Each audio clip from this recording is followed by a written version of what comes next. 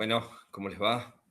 Esta es la presentación de los contenidos de la unidad número 4 de la asignatura Derecho de la Información. Como nosotros ya lo dejamos en claro, ustedes van a tener disponibles en la aula virtual este material, que es el desarrollo de la unidad número 4, y así poder contar con la clase teórica a los fines del examen del día lunes 19. ¿Sí? La unidad número 4 tiene como eje al sujeto profesional.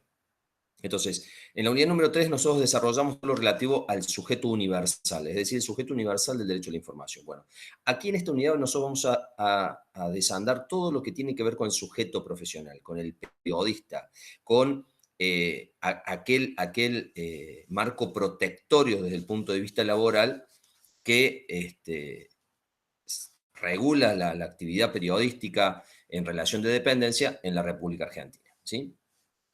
Eh, Acá lo que nosotros tenemos que tener en cuenta es que tenemos en el ámbito de la República Argentina, tenemos consagrado no solamente el artículo 14 bis relacionado con los derechos del trabajador, también vamos a tener los tratados internacionales que también protegen el trabajo en sus distintas modalidades. ¿Sí? Entonces, esas son las protecciones generales que, unida a la ley general de la ley de contrato de trabajo, es la que establece el marco protectorio del trabajador y regula las relaciones entre empleador y trabajador en el ámbito de la República Argentina. ¿Sí? Ahora, en el ámbito periodístico nosotros vamos a tener un estatuto específico, es decir, vamos a tener una norma específica. Entonces, se aplica esa norma específica, que es el estatuto del periodista profesional, y supletoriamente, es decir, en todo aquello que no esté regulado, se aplica la ley de trabajo. Pero eso no es solamente así. ¿A qué voy con esto? Esta aplicación supletoria es, como la ley de control de trabajo es posterior al estatuto, casi 30 años hay de diferencia, indudablemente que si es una norma general no deroga a esta norma especial, pero sí puede modificarla en algunos aspectos que resulte ser más beneficioso para el trabajador. Y eso es lo que vamos a ver en la vinculación entre lo que establece el Estatuto de la Matriculación Obligatoria y lo que establece el artículo 51 de la Ley de Contrato de Trabajo. ¿Estamos? Entonces, esto nos va introduciendo a nosotros de cómo funciona el estatuto del periodista y a su vez en la Argentina tenemos una protección aún mayor para el periodista profesional. ¿Y cuál es esa protección? Que tenemos un convenio colectivo, que tenemos convenios colectivos de trabajo. Entonces, si bien no haría falta, ya con un estatuto específico, es una norma protectoria para un ámbito específico, para una actividad específica, no haría falta un convenio colectivo, bueno, en la Argentina además del Estatuto del Periodista Profesional, también tenemos convenios colectivos, ya sea para la rama de medios impresos, medios audiovisuales, medios del interior, medios capitalinos. Entonces, esto nos permite a nosotros ver todo este marco protectorio. Pero tenemos que ir unos pasitos más allá. ¿Por qué? Porque tenemos que contestar las grandes preguntas que tienen que ver con el ejercicio del periodismo profesional en la Argentina y así vincularlo con el ejercicio profesional en el resto por ejemplo, Latinoamérica. ¿Sí? En el caso de la Argentina, nosotros no tenemos una ley que establezca la colegiación obligatoria. Y esto también tiene que ver con el estatuto. ¿Por qué? Porque el estatuto es amplio. El estatuto le otorga el carácter de profesional a quien realiza las tareas, a quien realiza el oficio. La profesionalidad se adquiere con el oficio y no con el título, ni con la matriculación. ¿Estamos? Entonces, en la Argentina, al no existir una ley de matriculación obligatoria para periodistas, no tenemos un colegio profesional. Y hoy hay todo un debate acerca de esto. Ustedes lo recordarán porque lo tratamos en las jornadas de participación en el nuevo Código de Ética de FOPEA, en la cual los representantes de FOPEA plantearon el desuso del estatuto, lo cual no es así, y comienzan a hablar de una matriculación, comienzan a hablar de una colegiación. Entonces, es importante que nosotros fijemos una postura al respecto. ¿Sí? Indudablemente que cuando se establece una colegiación, la colegiación no se puede establecer de forma nacional, sino tiene que ser provincial. Es una competencia de las provincias. La única excepción, lamentablemente, es lo que tiene que ver con la matrícula y el carnet del locutor nacional. Pero la realidad es que siempre todo lo que tiene que ver con la colegiación, con el gobierno de la matrícula, hace a las competencias de las provincias y no de la nación, ¿sí? Entonces, para que existiera una colegiación, debería haber una ley que establezca, ¿sí? Una ley a través del cual el Estado delega su poder de policía en lo que tiene que ver con el control de esa matrícula, se lo delega a un colegio profesional. Pero la cuestión cuál es, que acá lo que nosotros estamos debatiendo es la libertad de expresión, el ejercicio profesional, el ejercicio de manera regular, continuo, remunerado de la libertad de expresión. Por eso, ¿qué dice la Corte Interamericana de Derechos Humanos? No estamos hablando de cualquier otra profesión, no estamos hablando del ejercicio de la abogacía, de la medicina, de la psicología. Estamos hablando del ejercicio de la libertad de expresión. Entonces, si nosotros establecemos una matriculación y vamos a decir que solamente van a ser periodistas aquellos que estén matriculados, que formen parte del colegio profesional, es una forma de cercenar la libertad de expresión. Entonces, por eso nuestro marco regulatorio nacional es un marco regulatorio muy protectorio y muy amplio que no exige ni titulación. Y ahí entramos en otra cuestión que también es álgida, es muy debatida, que tiene que ver con la titulación, la exigencia de titulación. Quien ingresa en un medio de comunicación en relación de dependencia, es decir, como trabajador dependiente, ¿requiere la titulación? No, no requiere la titulación. Indudablemente que la titulación es una mayor cualificación que le va a permitir desarrollar de manera más precisa, más acabada, con más recursos, la tarea periodística, pero no se exige la titulación. Entonces, nosotros tenemos que en la Argentina hay un ejercicio pleno de la libertad de expresión en lo que tiene que ver con el ejercicio de la profesión periodística. ¿Por qué? Porque no existe un colegio profesional, no existe colegiación y a su vez tampoco se exige una titulación para el ejercicio profesional. Esto tiene sus pros y sus contras. Los pros tienen que ver con esto. Las cosas a favor es que tienen la posibilidad, muchas personas, de ejercer la profesión, aun cuando no tengan título. Por eso, durante muchos años, en las redacciones de los medios, integrantes de los medios, había periodistas que eran abogados, que eran médicos, que eran sociólogos, que eran psicólogos, pero no eran periodistas recibidos en una escuela o facultad de comunicación, ¿sí? Sino que tenían otra profesión y escribían bien, redactaban bien, tenían una buena expresión oral y demás. Entonces, por eso se desarrollaron en el ámbito periodístico, ¿eh? Eh, como fue el caso del doctor José Villalba, ¿sí? Un periodista que trabajó muchísimos años en La Voz del Interior, que él era abogado, ¿sí? Periodista por el oficio, porque quiere el oficio, porque entró de chico, porque trabajó de chico, pero él era abogado, pero realizaba las tareas periodísticas, realizaba la labor periodística, entonces por eso se consideraba periodista, ¿sí? Ahora, ¿cuáles son las cosas que van en contra, ¿sí? Al no tener ni esta colegiación, ni esta titulación, ni esa exigencia de tener una matrícula obligatoria. De ese colegio profesional estoy hablando. Todavía no entramos en el estatus.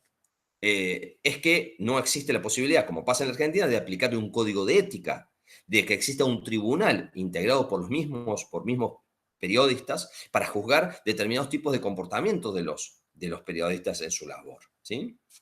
Cosa que también hoy se debate mucho, ¿no? La cuestión ética, la cuestión de la desinformación, la mal llamada fake news. Eh, entonces, esto también son aspectos, en muchas cuestiones el periodista queda debilitado en esa relación, porque el periodista, sin lugar a duda, individualmente es muy débil, grupalmente es muy poderoso, pero individualmente es un sujeto muy débil, ¿eh? Y más existiendo cada vez un mercado laboral más reducido, con menos medios, con menos rentabilidad.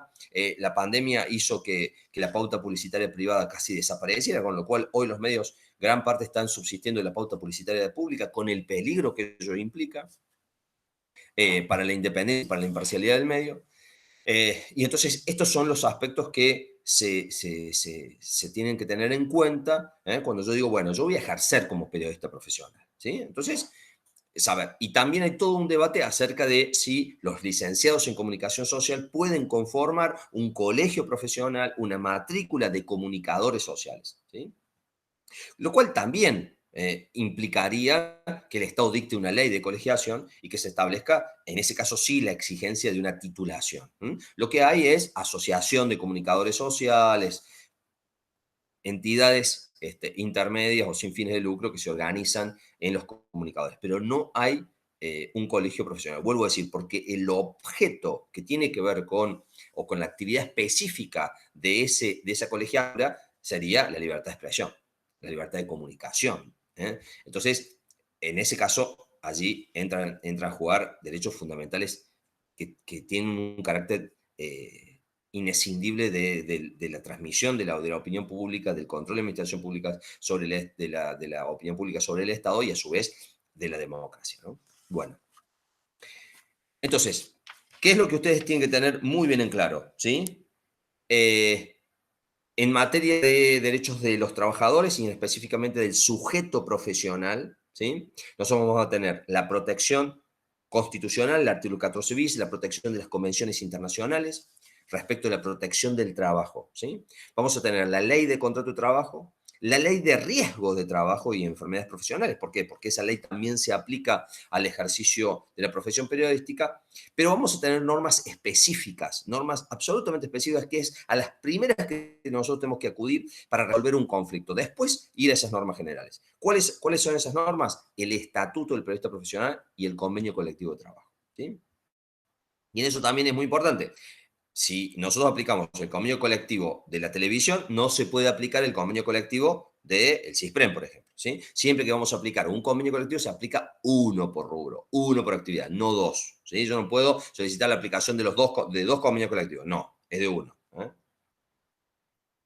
Bien, entonces, el estatuto, ¿sí? Vuelvo a decir, es una norma específica que regula la actividad periodística y la relación entre el periodista en relación de dependencia, el periodista empleado, ¿sí? Y la empresa periodística. ¿Estamos? Con todas estas prerrogativas, el estatuto lo que hace es, podríamos hablar de 4 pilares básicos del estatuto. No voy a hablar de conceptualización, porque lo que apenas da es una noción o ciertos caracteres definitorios, ¿sí? De lo que debe considerarse periodista. Eso es lo que ha permitido que el estatuto, que tiene 73 años, siga siendo aplicable. Entonces, en eso yo difiero con la gente de FOPEA. El estatuto no está muerto. El estatuto es la norma que hoy se aplica en la Argentina, ¿sí? Y lo vemos en los fallos judiciales. Ya vamos a analizar también esa dimensión práctica. Entonces, la noción de alguna manera una cierta conceptualización de qué se entiende por periodista profesional, el encuadre legal de ese periodista profesional, ¿sí? Estipulación de las condiciones y los requisitos legales para el ejercicio de la profesión. El tercer aspecto es la enumeración y la distinción entre lo que son las categorías profesionales y las calificaciones profesionales, eso recuérdenlo muy, muy bien. Y como cuarto, el establecimiento de un régimen legal contra el despido arbitrario. Y ya vamos a ver cuáles son esas medidas protectorias para el periodista. ¿Estamos? Entonces, vuelvo a decir, Estatuto del Periodista, Convenio Colectivo de Trabajo, después normativa general. ¿Estamos? Salvo, vuelvo a decir, que haya una incompatibilidad entre el estatuto y la ley de contrato de trabajo, la ley de riesgo de trabajo o de incapacidades laborales, entonces allí se aplica la que sea más beneficiosa para el trabajador. Siempre es el indubio pro trabajador. Siempre hay que interpretar las normas en beneficio del trabajador. ¿Estamos? Entonces, por eso decimos, cuando veamos la exigencia de matriculación obligatoria que establece el estatuto, tenemos que relacionarlo con el artículo 32 de la Constitución y con el artículo 51 de la Ley de Contrato y Trabajo. ¿Estamos? Bueno, en cuanto al ámbito de aplicación territorial, es muy importante. El artículo 1 establece que quedan comprendidas todas aquellas tareas realizadas por los periodistas en el ámbito de la República Argentina. Y esto también es muy importante, porque en esta dinámica de la globalización puede pasar que a un periodista se lo contrate en Estados Unidos para ser corresponsal en Argentina. Y si es despedido en la Argentina, ¿qué ley esgrime él para aplicársela? Entonces, sin lugar a duda, lo importante desde el punto de vista del ámbito territorial de aplicación del Estatuto del Periodista Profesional es que se aplica donde se desarrollan las tareas, ¿sí? Entonces, si a vos te contratan en España, salvo que el contrato en España sea más beneficioso, sí, va a ser en euros, seguramente va a ser más beneficioso, pero salvo en ese caso, siempre va a ser de aplicación a aquellas tareas realizadas en la República Argentina, ¿sí? Más allá que el contrato puede haber sido realizado en otro lugar. ¿Estamos de acuerdo? Eso en cuanto al ámbito territorial de aplicación. Vamos al ámbito personal de aplicación, es decir, qué sujetos se les resulta aplicable el estatuto del periodista profesional y a qué sujetos no. Esta caracterización, conceptualización, esta noción de periodista profesional, nosotros la encontramos en el artículo número 2. ¿Sí? El artículo número 2 de la Ley de Contrato de Trabajo es muy claro en ese aspecto porque nos va a decir que se considera, a los fines de la presente ley, se considera periodista profesional las personas que realizan en forma regular, mediante una retribución pecuniaria, las tareas que les son propias en publicaciones diarias o periódicas de agencias de noticias. Y después eso resulta ampliado. Pero, ¿qué es lo más importante que nosotros tenemos que tener en cuenta? ¿Sí? Que se considera periodista profesional, ¿sí? Aquel que realiza de manera regular. ¿Qué significa de manera regular? Es decir, que existe una continuidad. La regularidad no significa que trabaje de lunes a viernes, ¿sí? La regularidad, por ejemplo, en el caso de los periodistas deportivos, es trabajar de jueves a lunes, por ejemplo, ¿sí? Pero trabajan todos los jueves, todas las semanas de jueves a lunes, ¿sí? Esa periodicidad, esa regularidad en la prestación, ¿sí? Como en la mayoría de los trabajos, uno puede trabajar de lunes a viernes, uno puede trabajar sábados y domingos, uno puede trabajar, como trabajan, por ejemplo, en el caso de los grandes moles de compra, trabajan 12 horas sábados y domingos, por ejemplo, ¿sí? Y esa es su jornada, en lugar de trabajar durante toda la semana. Entonces, en este caso, de eso hablamos de regularidad, ¿sí? ¿Y por qué es importante? Pasó en un caso de un famoso medio deportivo que cerró sus puertas, entonces cuando reclamaron los periodistas, la empresa contestó que ellos no podían reclamar con periodistas profesionales porque no había regularidad. Ellos trabajaban de viernes a domingo. O sea, no había regularidad. Entonces, ¿qué resolvió la justicia? No, señor. Trabajan todos los jueves, trabajan todos los viernes, de viernes a domingo, pero de todas las semanas. Existe una regularidad, existe una continuidad en esa prestación laboral, en esa relación, en ese poner a disposición del empleador mi fuerza de trabajo. ¿Sí? Bien. Entonces, dice las tareas que son propias. Y eso es muy claro. Y recuerden eso, esa expresión, las tareas que son propias, lo mantiene el estatuto a lo largo del tratamiento de la norma específica. ¿Por qué? Porque esas tareas que le son propias ha permitido este carácter de continuidad que ha tenido el estatuto a pesar de los años, ¿sí? Entonces, ese poder de actualización, ese poder de interpretación dinámica, se da por esa expresión. ¿Eh? ¿Por qué? ¿Qué son las tareas propias? Indudablemente no es lo mismo las tareas propias en un medio impreso en el año 1947, cuando salió el estatuto, a la expresión, las tareas propias hoy en un medio digital, por ejemplo. ¿Sí? Entonces, por eso es muy importante cuando habla, ¿sí? De manera regular, las tareas que le son propias, ¿sí? Tareas periodísticas, y algo muy importante, y es algo que siempre se olvidan, por eso lo voy a remarcar. Esa tarea debe ser a cambio de una retribución pecuniaria. Y cuando yo hablo de retribución pecuniaria no significa que solamente en dinero. El que ejerce la profesión sabe que durante muchos años, hasta que una persona es reconocida, tiene prestigio y demás, trabaja por canjes, trabaja por muchas formas de pago, ¿sí? Entonces, esas formas de pago, esa retribución, es decir, vos realizás esa tarea, pones esa fuerza de trabajo a cambio de que de una retribución, ya lo vamos a ver qué pasa en determinados ámbitos que quedan excluidos del estatuto del periodista profesional. Entonces, hablamos de regularidad, hablamos de retribución pecuniaria, hablamos de las tareas que le son propias, ¿sí? Esas tareas que le son propias, ¿en qué medios las van a realizar? Pueden ser en publicaciones diarias, periódicas, cinematográficas, audiovisuales, medios digitales, obviamente, empresas de radiodifusión, cinematográficas. Ahora, lo que nosotros tenemos que preguntar, ¿qué es lo definitorio? ¿Qué es lo definitorio?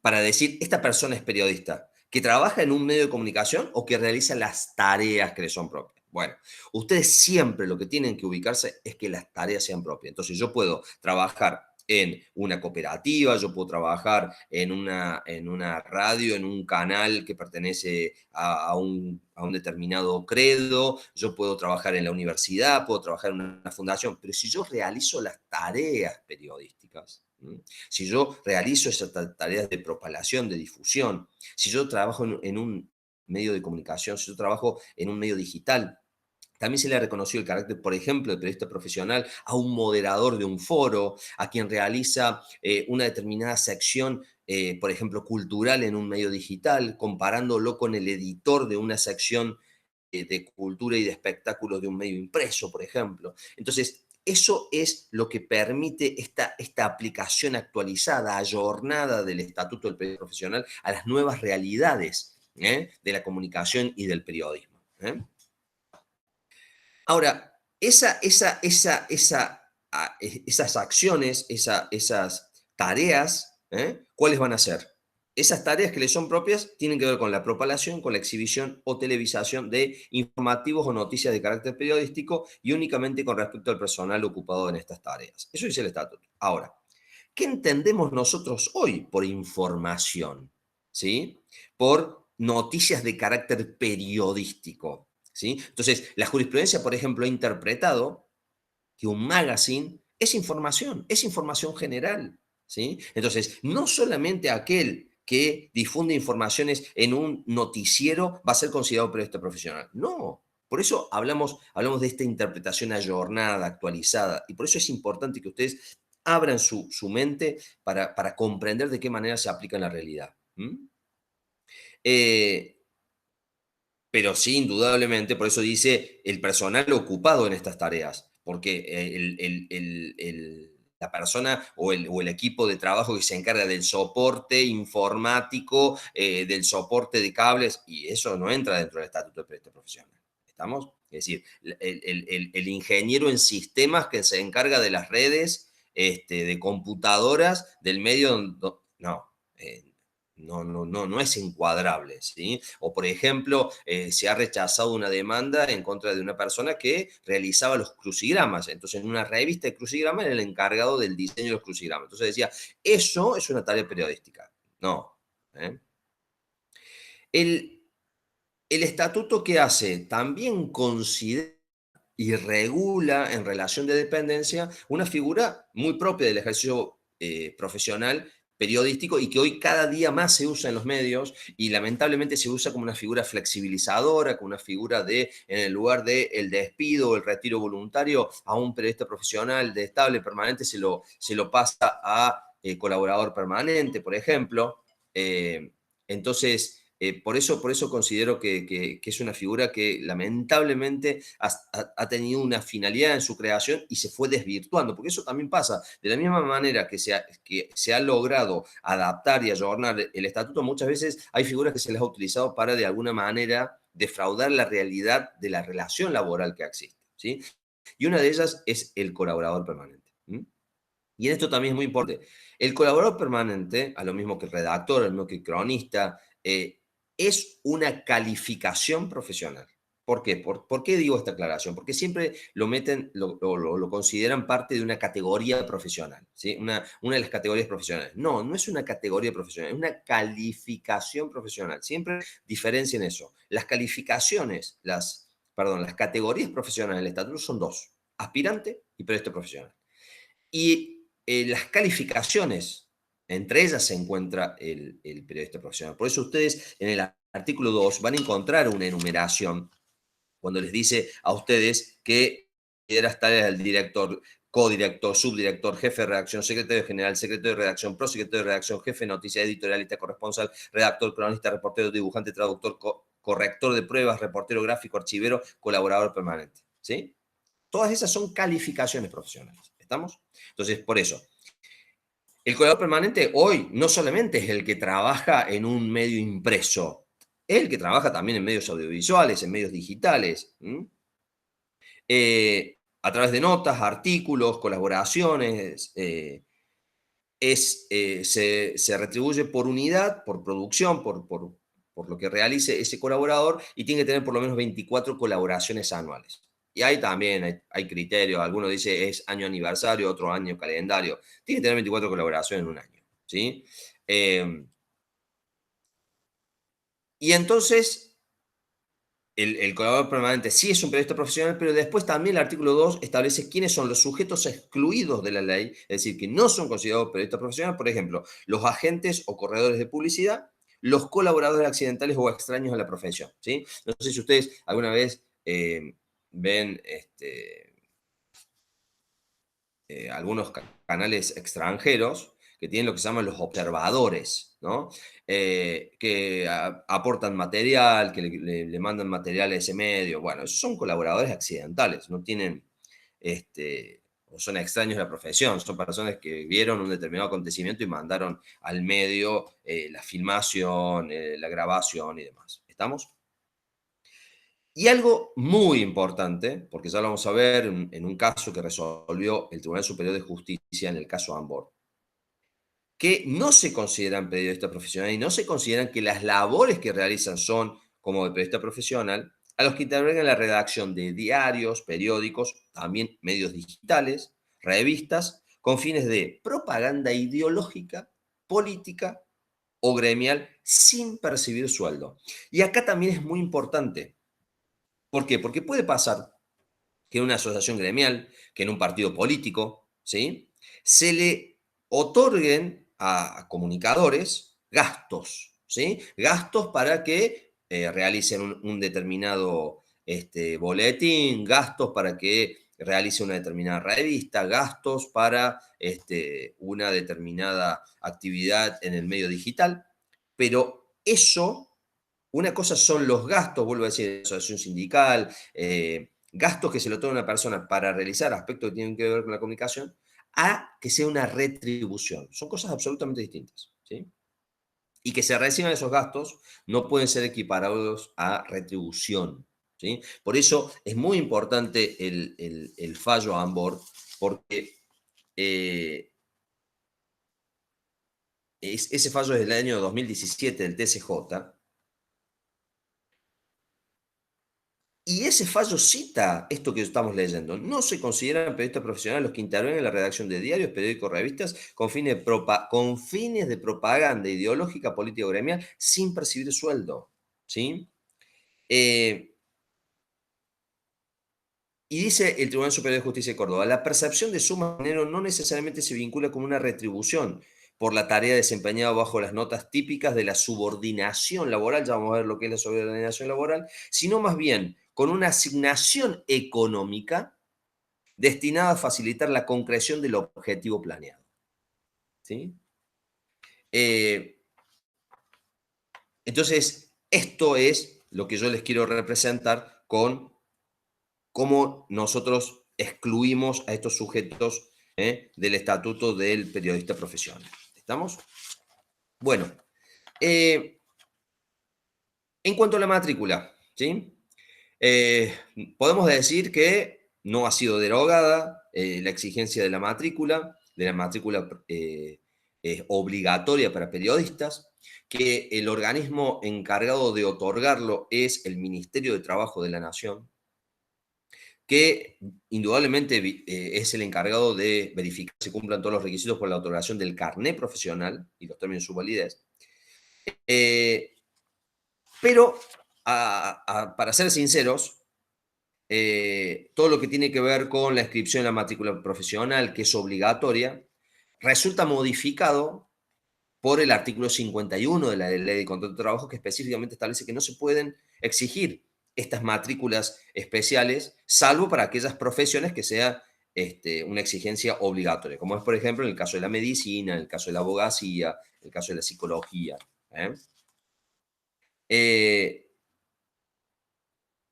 y teóricamente no hay restricción en acordarlo, ¿no? Pero frente a esto, frente a esta exigencia de la matriculación obligatoria, de realizar el trámite ante el Ministerio de Trabajo de la Nación, frente a eso, en numerosos casos judiciales que se ha opuesto. El artículo 32 de la Constitución, que nosotros ya lo vimos, cuando dice que el Congreso no podrá dictar más que restrinjan la libertad de imprenta. Entonces, ¿qué interpretó la jurisprudencia? Que al exigir esa matrícula obligatoria, hace que todo el que no tenga la matrícula no se considere periodista profesional.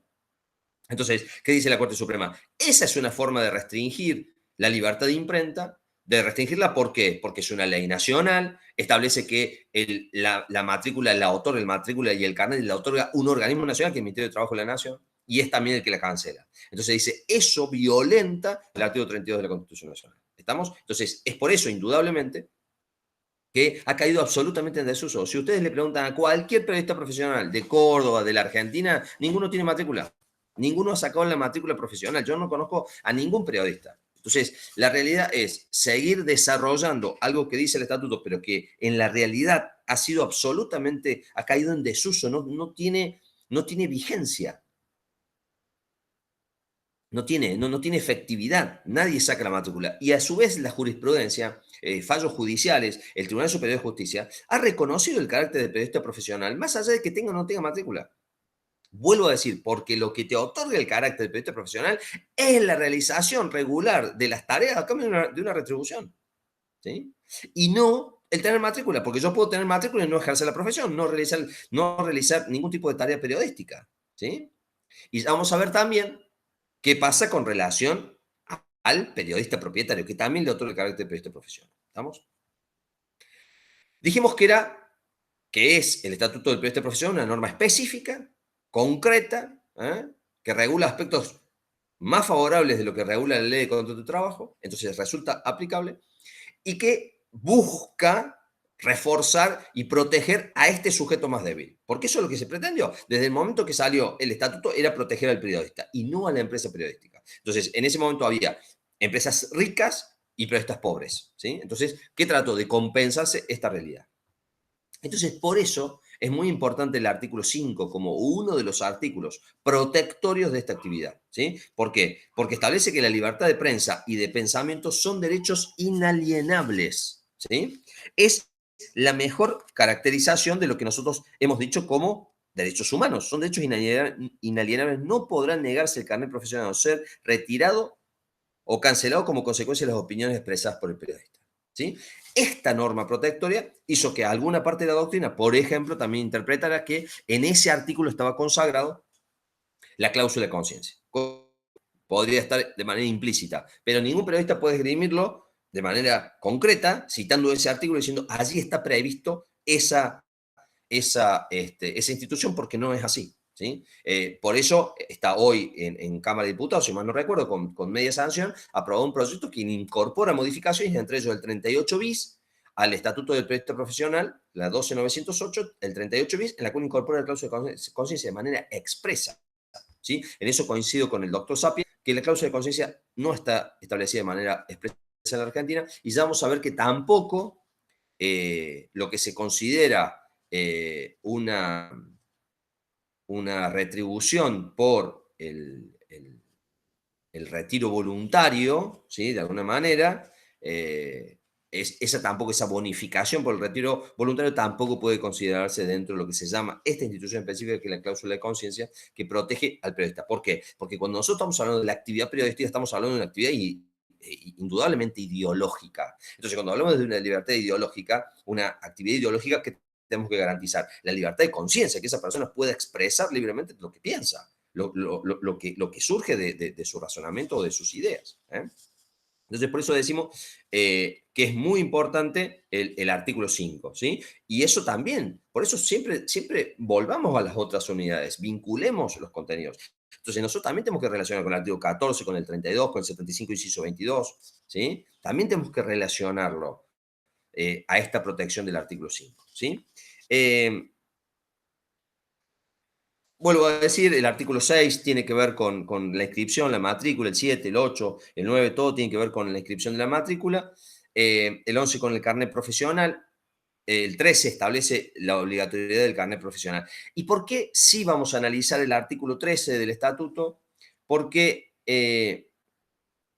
algo que pasa en la realidad es que los medios le otorgan un carnet del medio al periodista, más allá de que son muy pocos los periodistas, muchas veces son conocidos en distintos ámbitos y ya ni el carnet usan, pero en realidad no usan el carnet profesional que establece el estatuto, sino un carnet profesional otorgado por el medio. ¿Estamos? Ahora, ¿por qué es importante ese carnet? porque establece la libertad de tránsito, ¿sí? Entonces, frente a una toma de rehenes, frente a determinados acontecimientos, un accidente y demás, pueden ingresar al lugar en donde se produjo ese hecho. Miren ustedes lo que ha pasado, por ejemplo, con el tema de la pandemia, el DNU 297, que establece las restricciones a la circulación, en lo que se estableció como el aislamiento social preventivo y obligatorio. Entre las actividades que quedan eximidas eran las actividades de la actividad de prensa, ¿sí? Entonces, tener un carnet de prensa te habilitaba en ese momento una circulación libre, más allá de que había aislamiento en toda la Argentina, ¿sí? Otro aspecto muy importante, porque era muy importante el carnet, era el acceso a las fuentes de información, ¿sí? ¿Qué es lo que se planteó en Córdoba, por ejemplo? Que el periodista debía exhibir su carnet de periodista y no debía, por ejemplo, en el ingreso de la legislatura, en el ingreso del PANAL, en el ingreso de la jefatura de policía, no debía registrarse, ¿sí? ¿Por qué? Porque indudablemente quedaba el ingreso de ese periodista y tampoco mencionar a qué lugar de esas dependencias públicas se dirigía, porque eso es también una forma de identificar su fuente, ¿sí? Entonces, por eso también es importante, lo que debe hacer el periodista es mostrar el carnet. Como me dijo un día un oficial. Me dice, bueno, pero cuando entra un policía en la jefatura de policía, ¿nosotros qué debemos hacer? ¿Acompañarlo a donde va? No, ustedes no pueden acompañarlo. Él simplemente tiene que acreditar que es periodista y él va a donde encuentra su fuente. Pero no pueden seguirlo, no puede ir con una custodia por detrás o dejar asentado a qué dependencia va, ¿sí? Porque eso indudablemente es una forma de afectar el secreto de la fuente de información periodística. Entonces, libre tránsito, libre acceso a las fuentes de información y a su vez también el acceso a las dependencias del Estado, ¿no? Ya no existen más los beneficios que otorgaba el carnet profesional, que eran descuentos en trenes, descuentos en pasajes aéreos. Eso absolutamente ya no existe más. Lo mismo que la renovación. Vuelvo a decir, si bien está establecido, si bien el estatuto dice que es obligatorio, en la realidad no es, no hay periodistas que lo tengan, no hay periodistas que lo gestionen y tampoco depende el reconocimiento o el ejercicio profesional de tener este cargo. ¿Estamos? Por eso la realidad es que sí es una parte del estatuto que ha caído en desuso. La realidad es que ha caído en desuso. Vamos a ver, hay otras que se han actualizado, que se han renovado, que se han ayornado, se han adaptado a los nuevos medios de comunicación y otros no. Otras partes del estatuto no. Bueno, una de esas partes es lo que tiene que ver con la matrícula y el carnet profesional. ¿Estamos? Bueno, aspecto muy importante del estatuto, ¿sí? ¿Cuáles son las categorías profesionales? Vuelvo sobre esto. Ya lo dije antes, lo vuelvo a repetir. Las categorías profesionales son dos. Es el aspirante, ¿sí? El que busca llegar a la profesión periodística, 18 años, comienza a realizar las actividades que tienen que ver con el ejercicio profesional, y el periodista profesional, ¿sí? Una persona que tenga 20 años, 2 años de ejercicio continuado de la profesión en el medio, 2 años de aporte en la jubilación. Y acá también se plantean temas interesantes que tienen que ver con la actualidad. ¿Qué pasa si un licenciado en comunicación social salido de la Facultad de Ciencias de la Comunicación ingresa a un medio? ¿Cómo ingresa al medio? ¿Ingresa como aspirante o ingresa como periodista profesional? Y va a ingresar como aspirante. ¿Por qué? Porque para el estatuto se considera que es periodista profesional después de haber realizado 2 años las tareas, ¿sí? Ahora, la realidad nos impone que nosotros sepamos que muchas veces por una cuestión económica se lo ingresa como aspirante, pero se le otorga tareas de periodista profesional, porque es un licenciado en comunicación. Entonces, también hay que ver eso, en el momento de reclamar, si tiene que reclamar ese comunicador, va a reclamar como periodista profesional. ¿Por qué? Porque las tareas que realiza son las tareas de periodista profesional y no las tareas de aspirante, ¿sí? La diferencia, por ejemplo, en el caso del estatuto con el convenio colectivo de Córdoba, es que en el estatuto establece 2 años de aspirante, por lo menos, son los 2 años de ejercicio para poder ser considerado después periodista profesional, y en el caso del convenio colectivo es 1 año, ¿sí? Con lo cual, eso disminuye la brecha. ¿Estamos? Pero vuelvo sobre esto, ¿sí? Tengamos bien en claro, las dos categorías profesionales que establece el estatuto. Aspirante, periodista profesional, no hay otra, ¿sí? El colaborador permanente forma parte del periodista profesional, no es otro, no es otra categoría profesional. Integra con un régimen específico, pero integra la categoría del periodista profesional. ¿Mm? Eh, Una aclaración también, el estatuto habla de la caja de jubilaciones de periodistas, ya no existe más. Hoy existe una única caja, entonces ya no podemos hablar de esa, caja profesional. Bueno, otro artículo muy importante tiene que ver con el artículo 20, que es lo relativo al periodista propietario. Esto también es algo muy importante. Ya hay muy pocos en la Argentina. Hay, por ejemplo, un medio en San Francisco, en el cual sus dueños a su vez ejercen como periodistas, como editorialistas, como directores periodísticos del medio. Eh, pero vuelvo a decir, el artículo 20 para considerar periodista profesional al titular, al dueño del medio, es decir, al considerar periodista propietario, es aquel que realice, que acredite, que ejerce permanentemente las actividades profesionales. ¿Sí? No tiene que acreditarlo en el Ministerio de Trabajo, ni realizar, sacar la matrícula, no. Indudablemente que realiza las tareas, por ejemplo, como en el caso de Fontevecchia, en el caso del diario Perfil. ¿Vamos? Pero es un tema muy interesante, ¿no? ¿Por qué? Porque acá, vuelvo a decir, lo que te determina no es si sos empleado o empleador, sino lo que determina son las tareas. Entonces, lo que vos tenés que demostrar siempre son que realizás tareas periodísticas, ¿sí? Más allá del medio, ¿m? Y más allá de si sos empleado o empleador, pero realizas tareas periodísticas. En un caso vas a ser periodista profesional empleado, en otro caso vas a ser periodista profesional propietario. Eh, y vuelvo a decir, el artículo 21 también, a nadie hoy se le exige para ingresar a un medio de comunicación o para realizar tareas periodísticas la inscripción en la matrícula y tener el carnet. Ya no se exige más. Por eso vuelvo a decir que esos artículos han caído en desuso. ¿Sí? La práctica, la realidad los ha decantado en desuso. ¿Sí? Vamos a las calificaciones profesionales. ¿Sí? vuelvo sobre esto. Ubiquémonos en el momento de la sanción del estatuto, 1946-1947, después se le hicieron algunas modificaciones posteriores, pero estamos hablando de un estatuto de hace 70 años, ¿sí? Entonces, cuando habla de las calificaciones, es decir, cómo estas tareas periodísticas se van a ir realizando en distintos tipos de funciones o especificaciones, lo hace desde un punto de vista monovalente. ¿Qué significa? Era una única actividad. El redactor hace esto, el editorialista hace esto, el colaborador permanente hace esto. La realidad hoy es que el periodista edita, saca fotos, sube, actualiza, es decir, realiza toda una serie de actividades. Hoy el periodista es polivalente y no va a hacer. Ver de qué manera, ¿sí?, le aplicamos a la actividad concreta hoy del periodismo móvil, del periodismo de redes, del periodismo de soportes digitales, de qué manera le aplicamos estas calificaciones profesionales. Por eso nosotros vamos a tener que el aspirante, ya lo dijimos, tenemos el reportero, que es el encargado de recoger de las fuentes privadas o públicas las noticias o los elementos de información para el medio, ¿sí? Ese es el reportero. Después tenemos el cronista, el encargado de redactar exclusivamente información objetiva en forma de noticias o crónicas. Vuelvo a decir, hoy esta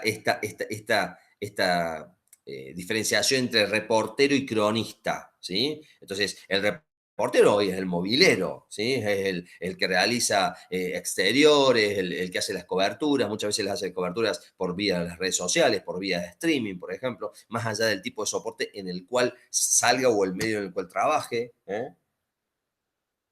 Entonces nos vamos a encontrar un medio impreso que tiene su versión digital y que la cobertura de ese hecho sale en un video que hizo a través de streaming, y eso es lo que se sube a la versión digital de ese medio impreso, ¿no? Después tenemos la calificación del redactor, que es el encargado de redactar notas que, aparte de su aspecto informativo, contengan apreciaciones subjetivas o comentarios, ¿sí? Esta es muy, muy importante de figura del redactor. ¿Por qué? Porque sobre la base de esto, sobre la base de esta calificación, es, por ejemplo, el 20% de lo que cobra un redactor es lo que se le paga, por ejemplo, al colaborador permanente por sus colaboraciones, por ejemplo, ¿sí? Entonces, por eso es muy importante la figura del redactor. Y acá también es importante dentro de las calificaciones cómo caracteriza al colaborador permanente. ¿Y por qué digo esto? Porque ustedes entiendan esto. ¿Por qué el estatuto del periodista profesional va a regular de manera distinta la figura del colaborador permanente a del periodista común y corriente, el periodista profesional? Es decir, ¿realiza las mismas tareas? Indudablemente que no. Por eso tiene una distinta calificación. Por eso las tareas asignadas son distintas, lo que lo caracteriza. Y a su vez también la remuneración. ¿Sí? Entonces, por eso decimos, el colaborador permanente no cumple horario, ¿sí? Tiene una subordinación económica, ¿sí? ¿Por qué? Porque a cambio de su participación en su colaboración recibe una remuneración. Tiene una subordinación técnica, es decir, indudablemente el medio le dice sobre qué aspectos, sobre qué temas hacer sus ensayos, sus participaciones, y tiene una subordinación jurídica, ¿sí? Entonces, si por ejemplo se le asigna determinadas tareas, eh, si no las cumple puede tener algún tipo de sanción, por ejemplo. ¿Sí? De la misma manera que el periodista, el colaborador permanente, si en un año no le dan las 24 colaboraciones, puede intimar al medio a los fines que cumple con esa obligación. ¿No? Por eso decimos que escribe notas, retratos paralelos, narraciones, ensayos, cuentos, bibliografías, escritos de carácter literario científico o especializados de cualquier otra materia. ¿Sí? 24 colaboraciones anuales como mínimo y por la índole de los mismos no corresponde a las tareas habituales de los medios de comunicación, no son las tareas habituales, es decir, no recibe una nota y hace una síntesis, el típico, lo que llega de las agencias de noticias y después tiene que hacer las distintas notas. No, no está para eso, ¿sí? Por eso se diferencia en cuanto a las tareas, en cuanto a la función que tiene y en cuanto a la remuneración. Indudablemente el colaborador. Bueno, y después tenemos el editorialista que indudablemente redacta los comentarios de la orientación, del perfil ideológico que tenga el medio y crítico de las actividades de la vida social, pero principalmente que se relacionan con lo que tiene que ver con la línea editorial del medio. Y después, bueno, tenemos el encargado jefe de sección, prosecretario de redacción de noticias, secretario de redacción, eso también depende de la ordenación del medio, el traductor, reportero gráfico, corrector de prueba, archivero. Y después encontramos, por ejemplo, el diagramador, el ilustrador, caricaturista, retratista, eh, el cartógrafo, cosas que ya no se usan más, el retocador también, la mayoría de los medios ya no tiene un corrector de pruebas, por eso muchas veces tienen muchísimos errores. Pero, ¿qué es lo que caracteriza a todas estas calificaciones? ¿Sí? Que el estatuto va a utilizar una expresión, en ese caso muy característica, porque lo que va a decir es específicamente las tareas técnicas, por ejemplo, particulares señaladas por su designación. ¿Sí? Las tareas que indica su nombre, tareas técnicas especialmente señaladas por su designación. ¿Sí? Es decir, no dice específicamente qué hace el secretario general de redacción o el jefe de redacción. ¿Sí? No dice específicamente, sino que lo delega a las actividades técnicas que hacen a su designación. Entonces, ¿qué tenemos que hacer nosotros? Ir al caso concreto, ir a la actividad, ir a conocer específicamente cuáles eran las tareas que realizaba. Y en base a eso nos vamos a decir, a ver, él era un secretario de redacción, él era un secretario de cierre, él era un director, era un codirector. En base a eso, ¿sí? ¿Por qué? Porque el estatuto nos lo da. Esto es lo que nosotros de alguna manera podríamos considerarla como lo que se llama una especie de norma abierta o norma en blanco, en el sentido de que en este caso, ¿sí? No tiene reglamentación, pero sí contribuyen los convenios colectivos, contribuye también la justicia, es decir, a ver, está regulado la figura del director. ¿Es asimilable al conductor televisivo, por ejemplo? Es decir, vuelvo a decir esto, el moderador de un foro, ¿sí? ¿Es asimilable a qué? A un secretario de redacción, es asimilable a un jefe de redacción. Estos son los nuevos desafíos, vuelvo a decir, pero el estatuto tiene esa potencia, esa vitalidad de seguir siendo aplicable todavía más allá de los 73 años que tiene. ¿No? Bueno, en cuanto al régimen laboral específico que tiene el periodista profesional, y que lo diferencia, por ejemplo, del régimen de la ley de contrato de trabajo, es, por ejemplo, el periodo de prueba, ¿sí? El periodo de prueba es de 30 días. Eh, bueno, hay situaciones muy particulares, ¿no? Hay muchos medios de comunicaciones que tienen, por ejemplo, PPP o PIP, es decir, profesionales que están haciendo una especie de, como de pasantía o de trabajo en el cual interviene el Estado como primer trabajo, ¿sí? Con lo cual rompería lo que es uno de los principios centrales del estatuto, que es la estabilidad, ¿sí? Pero indudablemente la realidad hace que muchos futuros comunicadores puedan tener una experiencia en un medio de comunicación de esa forma, ¿eh? Y que muchas veces, terminado el PPP, continúan en relación de dependencia. ¿Estamos?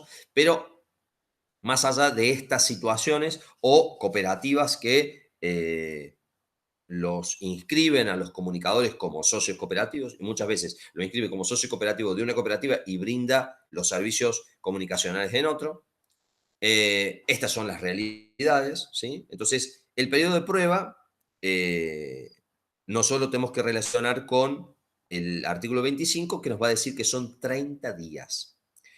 Siempre recuerden una cosa, para someterlos a ustedes a un periodo de prueba, se lo tienen que notificar por escrito. Es decir, el empleador, cuando lo toma, va a decir, bueno, yo te notifico que vos estás a prueba, ¿sí? Yo te tomo a prueba.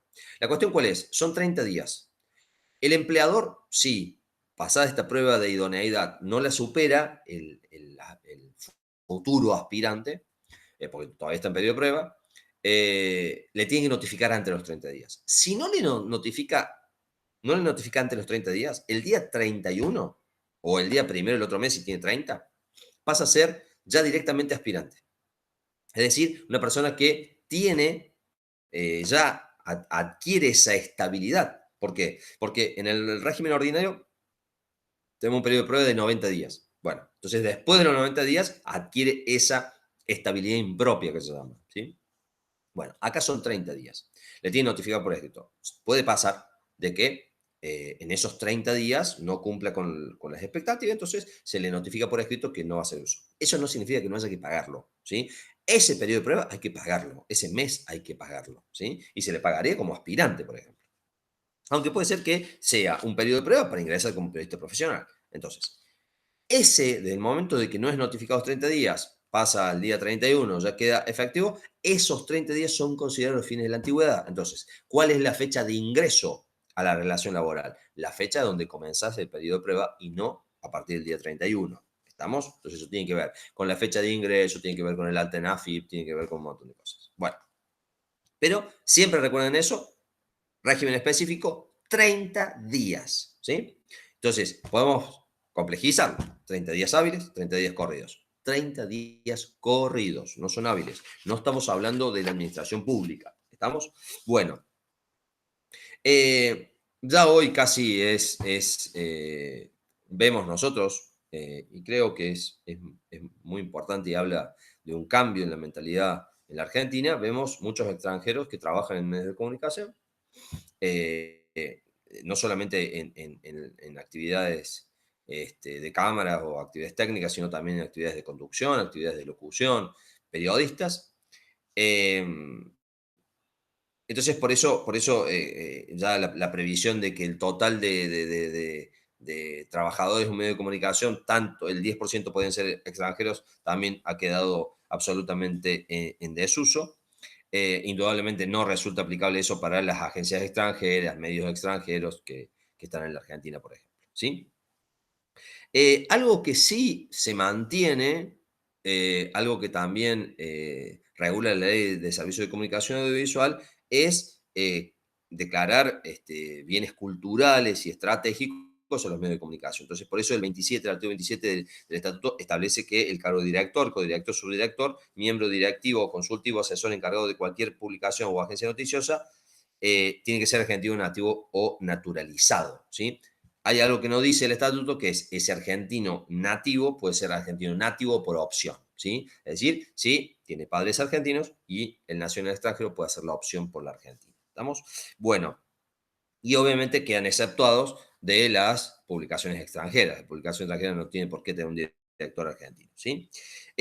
Algo muy importante, y eso también tiene que ver con eso también se regula en la ley de contrato de trabajo, es lo relativo a las comunicaciones. Siempre las comunicaciones entre empleador y trabajador son por escrito, ¿estamos? Entonces, la suspensión del trabajo, la aplicación de sanciones, la renuncia, ¿sí? También eso es algo muy importante. El deber de preavisar no solamente es del empleador, sino también del empleado. ¿Eh? Entonces, pero siempre las comunicaciones deben ser por escrito. ¿Eh? Eh, después, eh, otro de los artículos protectorios, ¿sí? Es el artículo 29, ¿sí? En la cual dice que el periodista, por ser afiliado a un sindicato o asociación gremial o a un partido político, no será causal para que el empleador impida su ingreso, como tampoco causal de despido.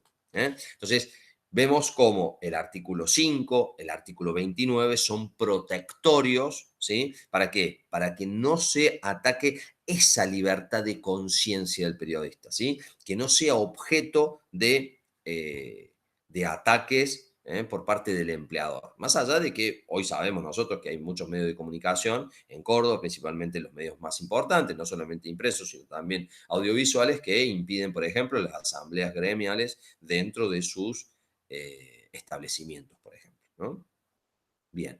Pero vuelvo a decir, no es una causal. Yo no puedo decir, vos tenés tal pensamiento, tal ideología, vos no podés trabajar en este medio. No, el medio fija la línea editorial y dentro de esa línea editorial, indudablemente, es la producción de ese medio, ¿no? Porque también el medio es el que responde por la línea editorial. Bueno, un aspecto también muy importante y que tiene que ver, y en esto es protectorio por el trabajador, pero también se transforma en derechos del empleador, tiene que ver con la subordinación técnica, que lo establece el artículo 30, ¿sí? Entonces, el empleador tiene la atribución de establecer, por ejemplo, como pasa en La Voz del Interior, cada tanto se establece que el jefe de la sección deportes pasa a la sección cero, o pasa a la sección cultura, a la sección economía. Entonces, hay toda una rotación de los jefes de las distintas secciones, y bueno, eso es una política ya instaurada por Toyota hace muchos años, el sistema toyotista que se llama, esta persona flexible de múltiples capacidades que desarrolla aptitudes para estar en distintos lugares de una misma empresa, ¿sí? Ese es el sistema, así se le llama. En lugar de ser el taylorismo, como fue en el derecho norteamericano o en Estados Unidos, Toyota genera esto, lo que se llama el toyotismo. Bueno, ahora, esto es lo que se conoce y históricamente se conoció con un nombre en latín que es el ius variandi. Tengan muy bien en cuenta que esa atribución del empleador que tiene que ver con la subordinación técnica, de asignar horarios, de asignar tareas, vuelvo a decir, también asignarle al colaborador permanente determinadas tareas, tiene un límite. Por eso se habla de los límites del ius variandi, ¿sí? Hubo un caso muy famoso en Córdoba que tuvo que ver con la periodista que hoy está en Canal 12, Fabiana Alpra, cuando era conductora del noticiero de Canal 8 de Telefe Córdoba. Y en ese caso fue condenado Telefe Córdoba por un abuso del ius variandi, ¿no? Cuando la quisieron trasladar a ella de conductora de TV, una categoría muy, muy calificada y de mucho prestigio para un periodista, de conductora de TV, de noticiero de TV, en horario importante, en horario central, ¿sí? A ser notera, a ser reportera, ¿sí? O a ser reportera. Entonces, en ese caso, ella consideró que era un ataque hacia su categorización, a su profesionalismo y su prestigio, y que indudablemente constituía un abuso de ius variandi, excediendo los límites o excediendo las atribuciones que le concede el empleador el artículo 30. ¿Sí?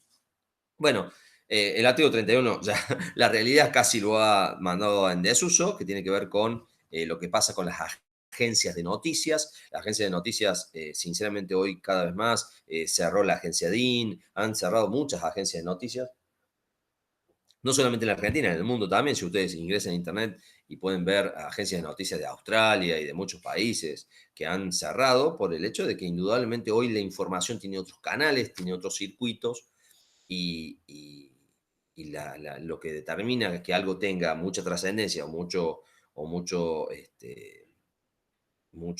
circulación o que sea visto por muchas personas, no tiene que ver porque venga de una determinada agencia de noticias, sino con distintos tipos de acontecimientos y cómo circulan hoy a través de las redes sociales esos acontecimientos y a través de Internet. ¿Sí?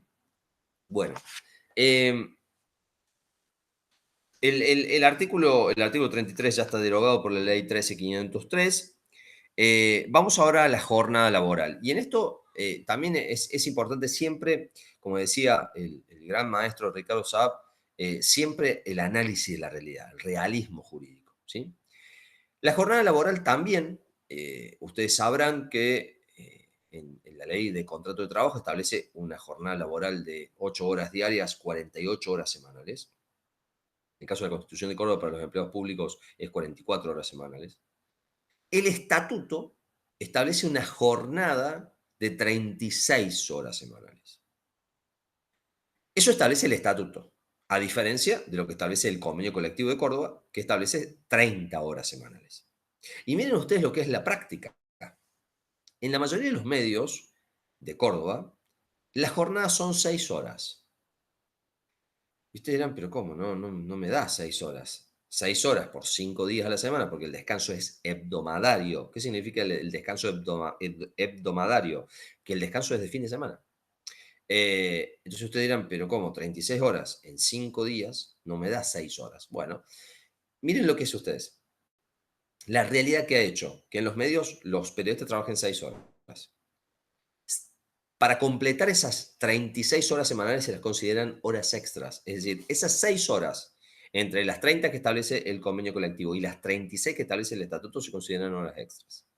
Esa realidad no la van a encontrar ustedes ni en el estatuto ni en el convenio colectivo, sino la van a conocer hablando con los periodistas, haciendo esa observación participante dentro de los medios. ¿Mm? Entonces vuelvo a decir, para que quede bien en claro, el estatuto establece una jornada de 36 horas semanales. Y ustedes dirán, ¿por qué establece 36 horas semanales? Bueno, si ustedes lo analizan con relación al régimen ordinario, van a encontrar que son menos horas de trabajo. Bueno, porque indudablemente antes se consideraba que era un trabajo insalubre, que tenía que ver con la impresión de tinta, el plomo, tenían que ver con muchas cuestiones que hacían un trabajo insalubre. Pero a su vez, ustedes dirán, ¿pero por qué no estableció 8 horas diarias? ¿Por qué no estableció una jornada? ¿Sí? Cumpliendo con el artículo 14 bis, es una jornada limitada, 36 horas semanales. Pero la actividad periodística es como se dice, uno nunca sabe si el periodista está tomando un café o está trabajando. ¿Sí? La realidad de la fuente, de la información, de la primicia, de poder conseguir un determinado dato, hace que el periodista no pueda cumplir un horario, no pueda trabajar de 8 de la mañana a 2 de la tarde y cumplir las 6 horas. No, porque muchas veces necesita otra flexibilidad, como pasa, por ejemplo, también con el caso eh, los periodistas deportivos, que muchas veces trabajan muchísimas horas, los fines de semana, por ejemplo. Pasa muchas veces con los medios impresos, cuando hay una determinada catástrofe, por ejemplo, hay una elección presidencial, hay una elección a gobernador, la edición sale lo más cercano a los resultados finales. ¿Para qué? Para que esté, cuando llegue a los lectores, esté lo más actualizado posible. Entonces, la edición de cierre, el cierre de la edición se produce mucho más allá del horario habitual. Entonces, eso también es esa prolongación, ¿no? Entonces, eso hace de esta flexibilidad de estas 36 horas semanales y que hace que el medio también muchas veces quizá utilice las 36 horas semanales el fin de semana, viernes, sábado y domingo, ¿sí? 12 horas cada día y cumple las 36 horas semanales. ¿Vamos? Eh,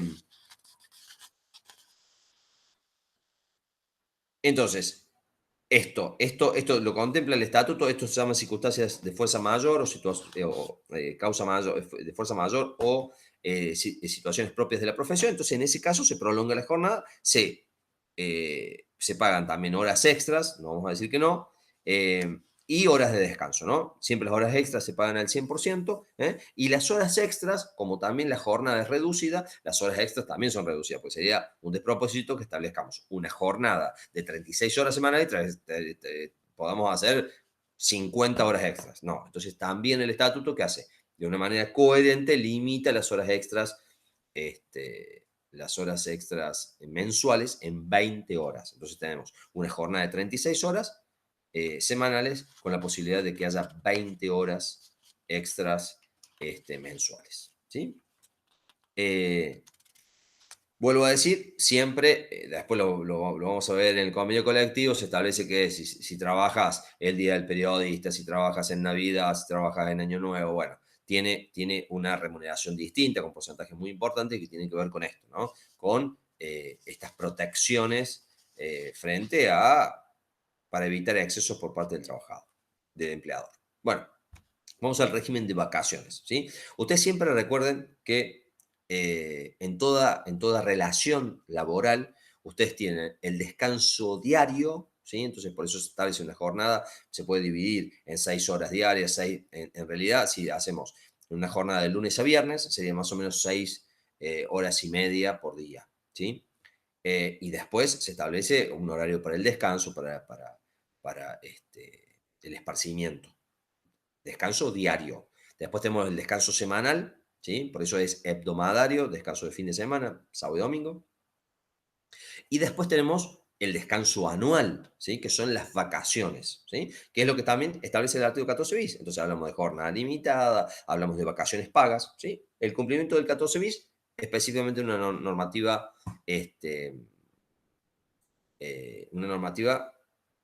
específica para el periodista, ¿sí? Miren ustedes la particularidad. El estatuto del periodista profesional es anterior al 14 bis, porque es del año 1947 y el 14 bis es del año 1957, ¿sí? Entonces, se adecua al 14 bis aún siendo dictado antes, ¿no? Bueno. En cuanto a las vacaciones, a este descanso anual, ¿sí? Que yo tengo que trabajar por lo menos 180 días, si trabajo menos de 180 días es proporcional esas vacaciones. Esas vacaciones tienen una particularidad y es algo que siempre se equivocan, por eso lo voy a recalcar. Las vacaciones son por días hábiles, no por días corridos. ¿Estamos? Entonces, el artículo 35 del estatuto que establece que vamos a tener 15 días hábiles del momento que nosotros ingresamos, con o sin pedido de prueba, del momento que ingresamos, hasta los 10 años son 15 días hábiles. ¿Sí? Entonces, si ustedes comparan 15 días corridos con 15 días hábiles, 15 días corridos son un poco más de 2 semanas, 15 días hábiles estamos hablando de 3 semanas. Para todas aquellas personas que ya cumplieron los 10 años, pero tienen menos de 20 años, son 20 días hábiles. ¿Sí? Para aquellas personas que tienen más de 20 años, son 30 días hábiles. ¿Qué pasa si la persona trabaja de 9 de la noche a 3 de la mañana? ¿Sí? Hace trabajo nocturno. Entonces, allí se produce un reconocimiento de ese trabajo nocturno, y que establece para cada uno de ellos, ¿sí? 3, 5 y 7 días. Es decir, si yo tengo menos de 10 años, a esos 15 días le agrego 3 días hábiles más, ¿sí? Si trabajo de noche. Si yo tengo más de 10 años y menos de 20, le agrego 5 días. Y si yo tengo más de 20 años, le agrego 7 días, ¿sí? Hay una particularidad también que establece el convenio colectivo, es cuando la persona tiene más de 45 años, ¿sí? Más allá de la antigüedad que tenga, el reconocimiento de una determinada cantidad de días, ¿sí? Bueno, entonces, por eso siempre decimos, descanso anual, vacaciones, vacaciones con remuneración, y eso es con días hábiles. Bueno, ya dijimos, los descansos semanales son hebdomadarios, fin de semana, y hay una compensación, obviamente, por trabajos en días feriados nacionales. Se abonan las remuneraciones por los feriados con un 100% de recargo. ¿Estamos? Bueno, también el estatuto, y al igual que el convenio colectivo, establecen la forma en que se realizan los reemplazos, ¿sí? Entonces, hacemos de cuenta, generalmente los medios convocan a alumnos, convocan a periodistas también, en las épocas generalmente de vacaciones de verano, para cubrir a los periodistas y demás. Entonces, por eso hablamos de los descansos por descanso semanal o vacaciones, preferentemente sea con personal de la misma categoría, orden jerárquico o especialidad de funciones. No habrá obligación a realizar estos trabajos más de una vez por año, por vacaciones y más de una vez por semana por descanso. ¿Estamos? Entonces también establece una limitación para que, indudablemente esos reemplazos sean permanentes y esa persona, una vez que empezó a cumplir esa función, ya queda en esa función. Bueno, otro de los artículos, sí, ya hemos dicho, el artículo 5, el artículo 29, otro de los artículos fundamentales desde el punto de vista protectorio del trabajador, ¿sí? Es el artículo 38 del estatuto. ¿Por qué? Porque establece lo que se llama el principio de estabilidad. ¿Mm? La estabilidad es uno de los principios esenciales de la ley. Por eso decimos, desde el momento de ese periodo de prueba, no se le han notificado 30 días, ya queda estable. ¿Sí? Ahora, esa estabilidad es una estabilidad propia, ¿sí? Es lo que pasa, por ejemplo, con el representante sindical, lo que pasa con un empleado público que puede solicitar la reincorporación, que puede solicitar que se... No, por eso decimos que es una estabilidad impropia, ¿sí? Entonces, él no puede impedir que lo despidan, pero sí va a tener toda una protección agravada eh, que va a hacer que la piense muy bien el empleador antes de despedirlo, ¿sí? Y hoy, por ejemplo, se agrega, ¿sí? Desde mi punto de vista, no todos los autores lo comparten, la doble indemnización. Entonces, hoy está vigente la doble indemnización. Si bien el Estatuto de Periodista Profesional establece una indemnización agravada, lo cual algunos autores consideran que excluye cualquier otro tipo de indemnización agravada, yo creo que la doble indemnización es indudablemente aplicable porque lo que busca es impedir esta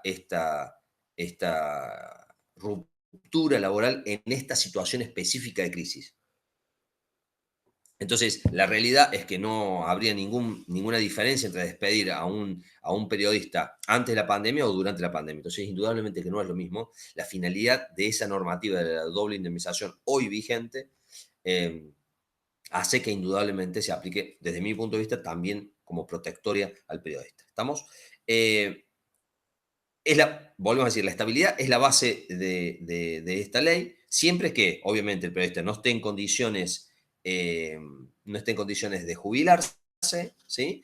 O que, indudablemente, no exista alguna causal de despido con causa establecida en el artículo 39 del estatuto. ¿Estamos? Bueno, ¿qué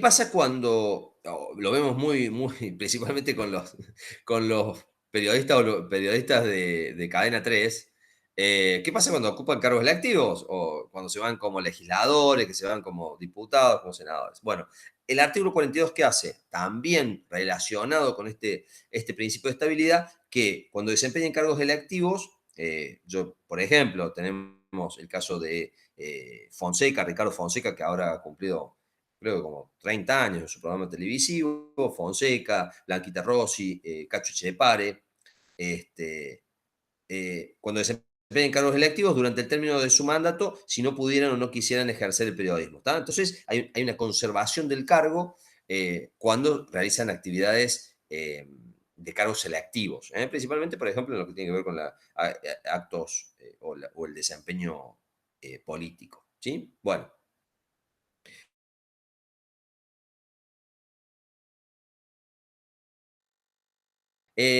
Dentro también podemos interpretarlo como una forma de sanción. El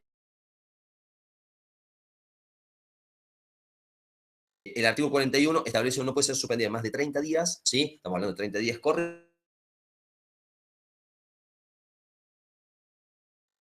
en pecuniarias. Por eso, generalmente cuando se producen, eh, se le quieren aplicar sanciones graves a un trabajador, ¿qué se hace? Se le aplica una sanción de 29 días sin remuneración. ¿Sí? Entonces no llega a los 30 días. La próxima lo despiden. ¿Sí? Aunque muchas veces hay muchos medios, como pasó en el caso de la Voz del Interior, que directamente lo despiden, o le ofrecen la renuncia o lo despiden, ¿sí? Entonces, por ejemplo, le otorgaba la Voz del Interior una tarjeta de consumos, ¿sí? Vieron esas máquinas que expenden a los trabajadores. Bueno, con un monto. A una trabajadora se le perdió esa tarjeta. Bueno, alguien la encontró.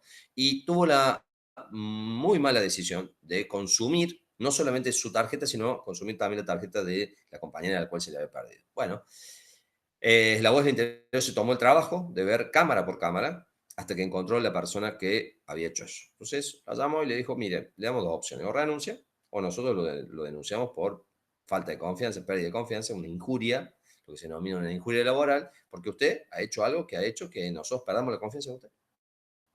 La persona terminó, este periodista, terminó renunciando y se fue. Pero también acá volvemos a lo que dijimos antes, ¿sí? Esa suspensión, indudablemente fundada en una causal muy seria, también puede ser suspensión por un día, ¿no? Es decir, la suspensión puede ir de 1 a 30 días. Eso se evalúa con relación a la gravedad y también con relación a la reincidencia. Entonces, muchas veces a una persona que falta un día no le pasa nada, una persona falta 10 días, llega tarde 10 días, entonces se le aplica, por ejemplo, un día de suspensión, ¿no? Bueno, pero ¿qué es importante? Esa suspensión, con la causal por la cual se le aplica esa sanción, tiene que ser notificada al trabajador. ¿Por qué? Porque indudablemente el trabajador puede recurrir esa medida. ¿Estamos? Entonces, también eso en cuanto a la suspensión como sanción aplicada al trabajador. ¿Estamos? Bueno, y eso también es un arma de doble filo porque en eso puede ser recurrida la sanción ante la comisión paritaria, ¿sí? La comisión paritaria es la que, después de la sanción del estatuto, regula las relaciones entre los empleadores y los trabajadores periodistas, ¿sí? Y también es importante que si se comprueba que se le aplicó una sanción de manera incorrecta, con días de suspensión sin remuneración, y se revoca eso por la comisión paritaria, va a obligar al medio que le pague todos esos salarios caídos. Bueno, eh, ahora empezamos a desandar otro de las formas protectorias para garantizar de alguna manera esta estabilidad, es lo que tiene que ver con el despido, ¿sí? Entonces, ¿qué es lo que ustedes tienen que saber? Que cuando nosotros hablamos del despido, el despido es una de las formas de ruptura de la relación laboral, ¿sí? Se puede producir por muerte del trabajador, por quiebra, por muerte del empleador. Bueno, una de las formas de ruptura de esa relación laboral es a través del despido. El despido puede ser con causa o sin causa, ¿sí? Cuando el despido es con causa, indudablemente, se expresa la causa, tiene que ser clara, detallada, circunstanciada y notificada al trabajador, ¿sí? Eso nosotros lo encontramos en el artículo 39, el despido con causa. Y después vamos a tener lo que se llama el despido sin causa. Y el despido sin causa puede ser un despido directo, en el cual directamente se lo despide a partir de tal fecha, queda rescindida la relación laboral, liquidación final e indemnización, perdón, liquidación final a su disposición en 5 días hábiles. ¿Sí? No hay indemnización porque es despido con causa. Cuando hay despido con causa no hay derecho a indemnización. ¿Estamos? Bueno, eh, y en el despido sin causa simplemente se dice eso, que se lo despide, nada más que eso. Y puede ser directo o puede ser indirecto, ¿sí? Entonces, por ejemplo, indirecto es en el caso de que no hay asignación de trabajo, por ejemplo, se le haga causa una injuria, se le notifica al medio de comunicación determinadas cuestiones para que cumpla y no lo hace, se restituya, como pasó en el caso de Fabián Alpraz, se restituya a la función que ejercía y no se la restituye, entonces allí el trabajador se considera indirectamente despedido. ¿Estamos? Entonces, por eso, siempre recuerden, tenemos por un lado el despido con causa, artículo 39, despido sin causa. Dentro del despido sin causa puede ser directo, puede ser indirecto. Bueno, vamos a las causales especiales de despido. eh, Sin obligación de preavisar ni de indemnizar. Esto es muy importante, ¿sí? Cuando yo voy a despedir a alguien con causa, vuelvo a decir así, que cometió una injuria, un periodista que cometió plagio y el medio lo descubrió, pasa mucho en los Estados Unidos, pasó mucho con los premios Pulitzer, por ejemplo. Entonces, en ese caso, ni se lo preavisa y ni le corresponde indemnización. ¿Estamos? Sí, liquidación final. ¿Qué significa eso? Proporcional de aguinaldo, días trabajados, proporcional de vacaciones, ¿sí? Es decir, todo eso, premios o algunos viáticos que se le debían, bueno, toda esa liquidación final sí, más allá de que sea con causa. Hay un tema muy interesante, un error de redacción, es que en estas causales, que es de manera taxativa, son esas y solo esas, las especiales, está la situación prevista en el artículo 5, dice el inciso A del artículo 39. El artículo 5 no establece eso. En realidad se refiere, vuelvo a decir por un error, situación prevista en el artículo 6, ¿sí? Que tiene que ver con la matrícula profesional. ¿Estamos? Daño intencional a los intereses del principal, esto que vuelvo a decir, cuando una persona, por ejemplo, realiza un plagio y hace aparecer como una nota periodística suya algo que es de otro, daño intencional a los intereses del principal, acto de fraude, también hay que tener en cuenta, vuelvo a decir, las nuevas modalidades. Por ejemplo, la BBC de Londres ha establecido que sus periodistas no puedan usar sus redes sociales para ejercer el periodismo, sino solamente para retransmitir o redireccionar o generarle tráfico a la BBC de Londres, una decisión muy controvertida, pero vuelvo a decir, estos son los nuevos alcances. ¿Qué pasa con el periodista que trabaja para un determinado medio? ¿Qué pasa con sus redes sociales? ¿Qué pasa con su ejercicio profesional paralelo al medio en las redes sociales? Acto de fraude o de abuso de confianza. Pasó en el caso establecido por sentencia judicial firme, fue el caso Clocker, Clocker contra la Voz del Interior. Eh, Inhabilidad física o mental. En ese caso ya ahí tenemos que hablar, por ejemplo, de un accidente o de una determinada enfermedad que impida el desarrollo de la función de la persona, ¿sí? Dentro de eso tenemos la enfermedad contagiosa crónica que constituye un peligro para el personal, salvo cuando es sobreviviente a la iniciación del servicio. Indudablemente que estas causas ya no existen más. Es absolutamente imposible defender esto. Es decir, si la persona sufre un determinado accidente laboral, en ese caso se rescinde la relación laboral o se hace la, la reserva de puesto, o se aplica lo que se llama el 212 de la ley de control de trabajo, pero no esto que nosotros estamos diciendo. O, por ejemplo, enfermedad contagiosa crónica. Eso también tampoco resulta aplicable hoy en lo que tiene que ver con el estatuto de periodista profesional. ¿Estamos? Bueno. Sí, el apartado C, que son las inasistencias prolongadas o reiteradas, por ejemplo, en el caso de la administración pública, 10 faltas injustificadas equivale a despido, ¿sí? A cesantía. Desobediencia grave o reiterada, ¿sí? Eso tiene que ver con cuando dentro de la subordinación técnica se establece determinadas tareas o funciones y no la cumple esa persona. Subordinación jurídica también. Y el inciso E también desde mi punto de vista, algo equivocado porque dice solo para el periodo de prueba. Cuando yo no estoy de acuerdo con la prueba de idoneidad del aspirante y le digo que no va a continuar antes de los 30 días, eso no es una causal de despido, ¿sí? Eso simplemente es no haber pasado, pero eso no es una causal de despido, ¿sí? Bueno. Y siempre, obviamente, estas causales de despido deben documentarse, vuelvo a decir, tienen que ser por escrito, detallado, circunstanciado, y notificarse por escrito. Y siempre recuerden eso, vuelvo a decir, ¿no? Siempre que sea despido con causa, no corresponde indemnización ni preaviso, pero sí liquidación final. ¿Estamos? Bueno, un aspecto que tiene que ver también con la estabilidad, vuelvo a decir, con ese principio de estabilidad o principios protectorios para el trabajador, es lo que se llama el régimen de indemnización agravada del artículo 43. Es un artículo muy importante que lo tienen que saber porque indudablemente hace a su vida y a su ejercicio profesional, ¿sí? El artículo 43 establece, regula lo que es el despido injustificado o sin causa, y después en el artículo 44 también lo que sería una especie de causales de por qué se puede considerar indirectamente despedido el trabajador. Bueno, vamos al despido sin causa, ¿sí? El despido sin causa, ¿qué hace? Obliga al trabajador, al empleador a preavisar, ¿sí? ¿Qué significa? Es notificarle que a partir de tal fecha no va a hacer uso de sus servicios, entonces esa persona tiene un mes, en el caso de que tenga una antigüedad menor a 3 años, o 2 meses si tiene una antigüedad mayor a 3 años, ¿para qué? Para poder buscar trabajo, ¿sí?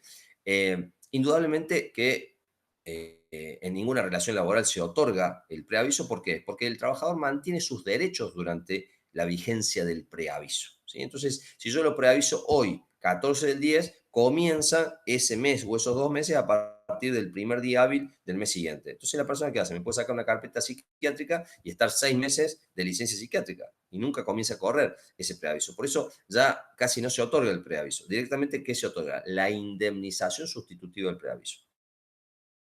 ¿Y eso qué es? la indemnización sustitutiva del preaviso es que te despiden sin causa, te notifican, queda despedido a partir del día, usted no pertenece más a la empresa, queda desvinculado, y entonces debe indemnizarse el preaviso. En el caso de la indemnización del preaviso, son 2 meses de sueldo, empecemos a sumar, ¿no? 2 meses de sueldo, si tienen menos de 3 años de antigüedad, 4 meses de sueldo si tienen más de 3 años. Ustedes dirán, bueno, 4 meses de sueldo, sí, pero si estamos hablando de un periodista, por ejemplo, reconocido, que gana 300, 400 mil pesos mensuales, ¿sí? Hablar de 4 sueldos, ya estamos hablando en cifras millonarias, ¿sí? Es decir, un periodista de un cierto reconocimiento, estamos hablando de cifras absolutamente millonarias. Bueno, eh, eso en cuanto al preaviso. Eso es un rubro de la indemnización por el despido sin causa.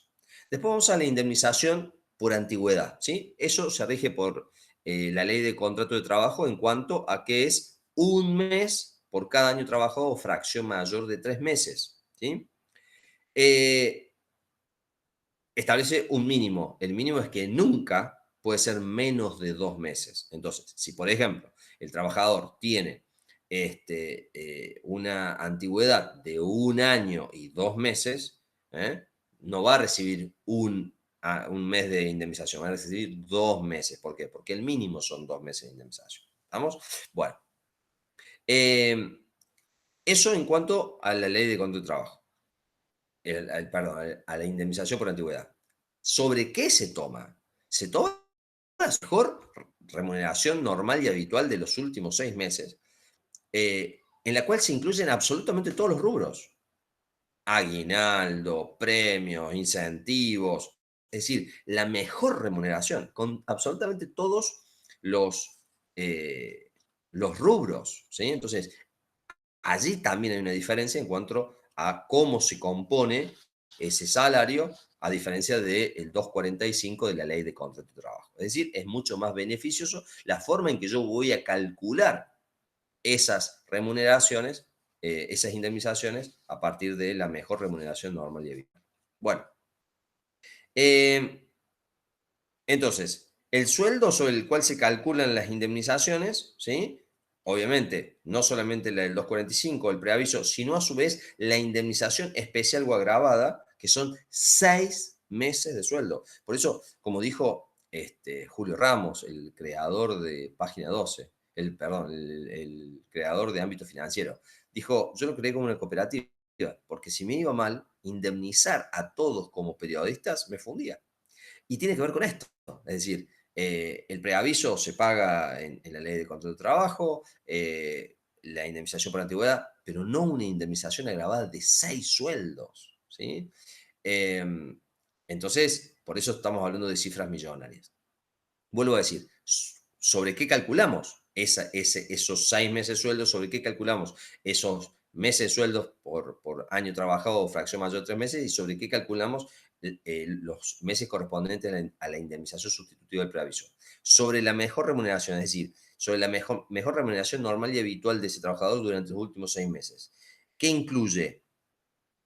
Eh, el que resulte del promedio de lo percibido en los últimos 6 meses, ¿sí? Entonces, ¿yo qué voy a hacer? Voy a tomar los mejores sueldos, ¿sí? O sea, voy a incluir todo en esos sueldos, en esos 6 meses, voy a sacar el que resulte del promedio de lo percibido en los últimos 6 meses, es decir, el mejor de los 6 meses de ese salario normal y habitual, ¿sí? Lo percibido durante todo el periodo de prestación si trabajó menos de 6 meses, ¿sí? Y lo integran horas extras, comisiones, viáticos, salvo lo efectivamente pagado, todo otro pago en especie, ¿sí? Todo eso conforma y todo otro rubro que con permanencia y habitualidad integra el salario, ¿sí? Pero esto es algo muy importante. Estamos hablando de rubros permanentes y rubros habituales, ¿sí? Es decir, vuelvo a decir, no, qué sé yo, un premio extraordinario que haga el medio por una determinada cobertura. No, ¿sí? Estamos hablando de lo que permanente y habitualmente, ¿sí? Los viáticos, gasto en especie, gasto de representación o gasto de vehículo. ¿Eh? Eso en cuanto al despido sin causa, directo, ¿sí? El mismo estatuto establece causales indirectas de despido. Entonces, ¿cuándo el periodista se va a considerar indirectamente despedido? Cuando se produzcan rebaja de sueldo, ¿sí? O comisiones u otros medios de remuneración. Lamentablemente es lo que pasa, que los pasan de periodistas efectivos permanentes a ser colaboradores permanentes. La falta de puntualidad en el pago y también, ¿sí? Algo que se relaciona con la cláusula de conciencia, que es la transferencia de la empresa periodística o del establecimiento en donde se realizan las tareas periodísticas. En alguna medida también es cuando se produce el cambio de ideología de es decir, indudablemente, por ejemplo, cuando nació Página 12 no tenía la misma ideología que tiene hoy, por ejemplo. ¿Sí? Entonces, en ese caso, el periodista puede considerarse indirectamente despedido. Bueno, eh, y en ese caso se puede producir cesión de la empresa, fusión societaria, cambio de firma. Si el anterior empleador no pagó el preaviso o la falta de pago pasa al nuevo dueño y la firma y las obligaciones de este y del anterior también. ¿Estamos? También en el caso de quiebra del principal, que tienen pronto pago las indemnizaciones. ¿Estamos? Bueno, algo muy importante y que es muy debatido también tiene que ver con el retiro voluntario, ¿sí? Y es lo que se denomina la bonificación por retiro voluntario. Y lo dice claramente la palabra, es una bonificación. Es decir, el estatuto establece que frente al retiro voluntario se le va a pagar, se le va a dar una bonificación para que el periodista no se vaya sin nada, sino se vaya solamente con la liquidación final. Por eso, yo que digo, desde mi punto de vista, a diferencia de lo que este, eh, eh, otros autores, entre ellos César Arese, que en el artículo 46 del estatuto está establecida la cláusula de conciencia. No, lo que está establecido en el artículo 46 es la bonificación por retiro voluntario. ¿Sí? Entonces, vuelvo a decir, la cláusula de conciencia no tiene una exigencia de tiempo. Yo no tengo que estar tanto tiempo en el medio para poder ejercer la cláusula de conciencia. No, frente a determinadas situaciones, cuando se me exige a mí firmar una nota o hacerme cargo de una nota en contra y dice algo en contra de lo que yo pienso o de lo que yo escribí, entonces en ese caso, ¿qué se hace? Se ejerce el derecho de cláusula de conciencia. Pero eso no tiene que ver, como dice el artículo 46, que tener una antigüedad más de 5 años, haber preavisado. No, por eso es importante, ¿sí? Entonces, vuelvo sobre esto. Como lo dice el estatuto, es una bonificación para que el periodista no se vaya sin nada, ¿sí? Entonces, primero, tiene que tener más de 5 años de antigüedad, ¿sí? Y se le paga medio sueldo por cada año que exceda de 5 y hasta un máximo de 3 sueldos. Es decir, aproximadamente lo que se le paga es el equivalente cuando una persona tiene 11 años, ¿sí? Es decir, vos tenés 11 años, bueno, ya tenés más de 5 años y se te va a pagar medio sueldo con un máximo de 3 sueldos. Es decir, se te paga como si tuvieses 11 años. Entonces, si vos haces un retiro voluntario y tenés 20 años, ¿sí? En realidad te vas a llevar una compensación de 3 sueldos que equivaldría, vuelvo a decir, hasta los, si son medio sueldo, hasta los 11 años, ¿sí? Es decir, desde los 5 hasta los 6, es decir, 6 años, que son medio sueldo por año, hasta los 3 sueldos son 11 años, ¿sí? Por eso decimos que es como si yo tuviese una antigüedad de 11 años. Bien. Y el artículo 47 lo que establece es la aplicación supletoria de la ley de contrato de trabajo. Por eso es muy importante lo relativo a qué es o qué se aplica hoy de la ley de contrato de trabajo en materia de periodismo profesional. Bueno, en cuanto a las indemnizaciones por accidentes y enfermedades profesionales inculpables, eso o muerte, eso se rige también en lo que tiene que ver con la ley de control de trabajo, eso ha resultado modificado. En lo que tiene que ver con accidentes y enfermedades laborales, se rige por la ley de riesgo de trabajo. Y entonces, por eso decimos que resulta modificado desde ese punto de vista. Bueno, hay algo que quiero que veamos, que sí me parece importante, que es lo que tiene que ver con las figuras del corresponsal y la figura de más que todo conocido en Córdoba, cronista volante, eh, que es muy, muy utilizado en Córdoba, ¿sí? Entonces, primero que nada, la figura del corresponsal, ¿sí? La figura del corresponsal es algo muy interesante porque no solamente hablamos del corresponsal freelance, ¿sí? Es decir, aquella persona que ejerce de manera independiente y le provee informaciones o material a un determinado medio, pero sigue siendo un periodista libre, independiente. Aquel que realiza las tareas que son propias de un medio, nada más que en un lugar distinto de localización, ¿sí? Y eso tiene algo muy interesante, ¿por qué? Porque son las mismas funciones, son las mismas condiciones de trabajo, nada más que en un lugar de ejecución distinto o en una provincia distinta. Entonces puede ser un medio de Buenos Aires que tiene corresponsales en Córdoba, ¿sí? Ahora, ¿qué es lo importante? Pasa, por ejemplo, en las coberturas de verano, lo vemos con la temporada de Carlos Paz. Entonces, ¿por qué es importante eso? Porque hay una visión local que se transmite a un medio que está localizado. Pero vuelvo a decir, ese corresponsal que establece el artículo 63 del Estatuto del Periodista Profesional eh, es exactamente el mismo trabajador periodista que está en la sede de ese medio. ¿Estamos? ¿Y por qué digo esto? Porque hubo un caso muy interesante en Córdoba, que fue el caso Ubierna y Zárate, contra Karina Valori, actual periodista movilera de Canal 12, el programa El Lagarto Show, en la cual ella era corresponsal de un medio de Buenos Aires y le daban los fondos para contratar equipos para hacer las coberturas en Córdoba. Entonces ella contrató un camarógrafo. Fueron a cubrir una manifestación, si mal no recuerdo, de empleo de PEC, y una bomba de estruendo le saltó y le laceró el ojo de la cámara y demás. Entonces él la demanda a ella como empleadora. Bueno, la Cámara Novena de la Sala Novena de la Cámara de Trabajo condenó a Karina Valori. Y cuando llega al Tribunal Superior, el Tribunal Superior, por eso lo rescato este artículo, y de una manera correcta, ¿qué hace? Utiliza el artículo 63, dice, no, la periodista Valori era corresponsal de ese medio de Buenos Aires. Ella lo único que hizo es cumplir y acreditar y pagar y pagar los fondos que le mandaba de Buenos Aires para poder hacer esa cobertura. Pero eso no la transforma a ella en empleadora, sino es la figura del corresponsal. Entonces, miren ustedes la importancia. Y cada vez más, fíjense que, vuelvo a decir, las coberturas de la temporada, de la misma manera que hay programas de Córdoba que tienen corresponsales en Buenos Aires, por ejemplo, en medios audiovisuales, radio, televisión, que tienen corresponsales en Buenos Aires. Entonces, allí resulta aplicable esta figura del artículo 63 del estatuto y no del corresponsal freelance.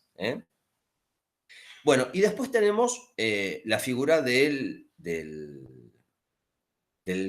colaborador accidental, comúnmente conocido en Córdoba como cronista volante, ¿sí? ¿Y por qué decimos que es muy importante la figura del cronista volante? Porque el cronista volante es muy utilizado en Córdoba y que el artículo 65 lo establece muy bien en cuanto a las tareas, porque habla de eh, información o crónica de reuniones o acontecimientos determinados y serán remuneradas por cada crónica o comentario con un determinado monto, ¿sí? Y algo muy importante, si estas personas, si estos cronistas son utilizados más de 3 días por cada semana, ¿sí? ¿Qué hace? Es decir, estamos hablando de una regularidad, más de 3 días deben ser incorporados al régimen de personal permanente, ¿sí? Ahora, si la persona se limita simplemente a transmitir las noticias de la índole expresada, percibirá tanto monto. ¿Estamos? Es más, los grandes medios a estos cronistas volantes, que generalmente en la mayoría de los casos lo que hacen son coberturas relativas a eventos de deportes no muy masivos y demás, eh, los grandes medios le pagan la nota lo mismo aunque no la publique y otros la publican solamente si se la pagan solamente si la publican. ¿Estamos? Bueno, y algo también importante es lo relativo eh, a la comisión paritaria, el otorgamiento del certificado de servicio de la ley de control de trabajo, el artículo 80, ¿sí? Y en cuanto a las comisiones paritarias, que intervienen, por ejemplo, en lo que tiene que ver con el convenio colectivo de trabajo, em, la competencia material de estas comisiones paritarias tiene que ver con el sueldo, con la jornada, con las condiciones de trabajo, ¿sí? Em, y también establece una conformación que no siempre se cumple, generalmente es gente de las empresas y del gremio lo que lo conforman a esa comisión paritaria. Pero lo más importante de esto es que esa creación de esas comisiones paritarias determinó que nosotros en la Argentina no solamente tengamos el estatuto, sino a su vez tengamos el convenio colectivo de trabajo. Bueno, nosotros de los convenios colectivos de trabajo, ahora vamos a analizar uno solo, ¿sí? Que es el convenio colectivo que se aplica mayormente en Córdoba, que es el convenio colectivo 376 del 75, ¿sí? Y vamos a analizar las particularidades que tiene con relación a el estatuto, es decir, en qué constituye una superación. Entonces, también tenemos que hacer acá una jerarquía en cuanto a la aplicación. Entonces, siempre teniendo en claro que el eje es la normativa más beneficiosa para el trabajador, siempre que no se oponga a la normativa específica, ¿sí? Entonces, nosotros acá, ¿qué vamos a tener? El convenio colectivo, vamos a tener el estatuto y vamos a tener la ley de control de trabajo, la ley de riesgo del trabajo. Entonces, todo esto tenemos que armonizarlo para ver de qué manera lo aplicamos al régimen laboral. Bueno, eh, en cuanto a los trabajadores comprendidos, el convenio colectivo 376 es abarcativo no solamente de los periodistas profesionales, sino también del empleado administrativo de la empresa periodística. Entonces, cuando ustedes lo lean, ¿qué van a encontrar? Van a encontrar que también tiene mucho que ver con la rama de despacho, con la rama logística, ramas que no tienen que ver con el periodista profesional, ¿sí? Eh, y después también se relaciona con la seguridad de la fuente de trabajo, ¿sí? Y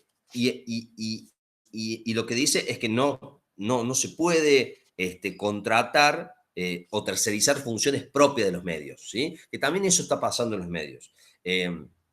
Cuando traen material o tercerizan producciones, pasa mucho en los medios audiovisuales que tercerizan, por ejemplo, la producción de todo lo que es la ficción, por ejemplo, en terceras empresas, ¿sí? Bueno, el convenio colectivo establece, bueno, todo lo que tiene que ver con salarios ya está absolutamente desactualizado. Sí establece una bonificación por antigüedad, es decir, un cierto porcentaje, una bonificación por tarea nocturna también en el artículo 12. Esto también es muy importante porque la tarea nocturna se considera desde las 21 horas hasta las 6 de la mañana y se incrementa la jornada en un 8%, eso es muy importante también. El incremento del 8% en la retribución de esa jornada, ¿sí? Después tenemos en el artículo 14, por ejemplo, el 13 habla del servicio militar, hoy ya no es más obligatorio, es voluntario. El artículo 14 habla de las horas extras, eso también es muy importante, cómo se liquidan esas horas extras. Siempre recuerden, las horas extras en feriados nacionales se paga el 150%, y el día correspondiente al convenio colectivo, es decir, el día correspondiente al periodista, por ejemplo, se abona al 200%, ¿sí?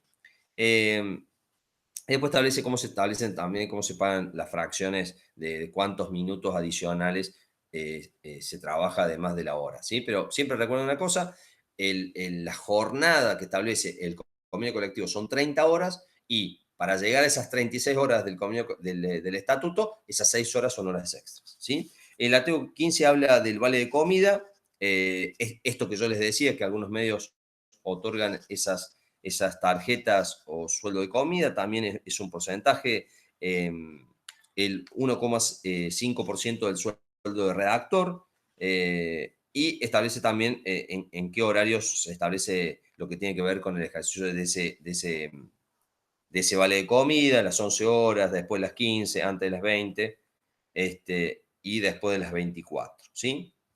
Establece también lo que son gastos de movilidad, lo que son viáticos, viáticos de retribución de viajes, viáticos relativos al uso del vehículo, de viajes, viáticos de alojamiento, comida, transporte, erogaciones que se presenten, ¿sí? En esos viajes.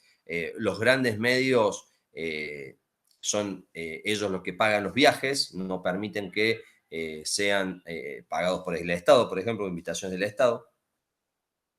Y también, esto es muy importante, es que en el caso de los viajes, ¿sí? El trabajador mantiene la disponibilidad de desempeño permanente, desde la partida hasta el regreso, ¿sí? Por eso también tiene toda una remuneración allí en ese sentido, ¿sí?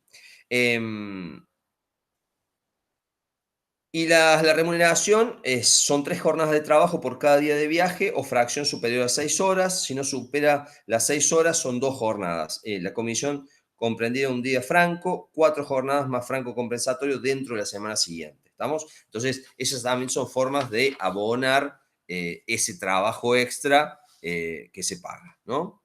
La afectación del auto al servicio, el artículo 18, eso también es importante.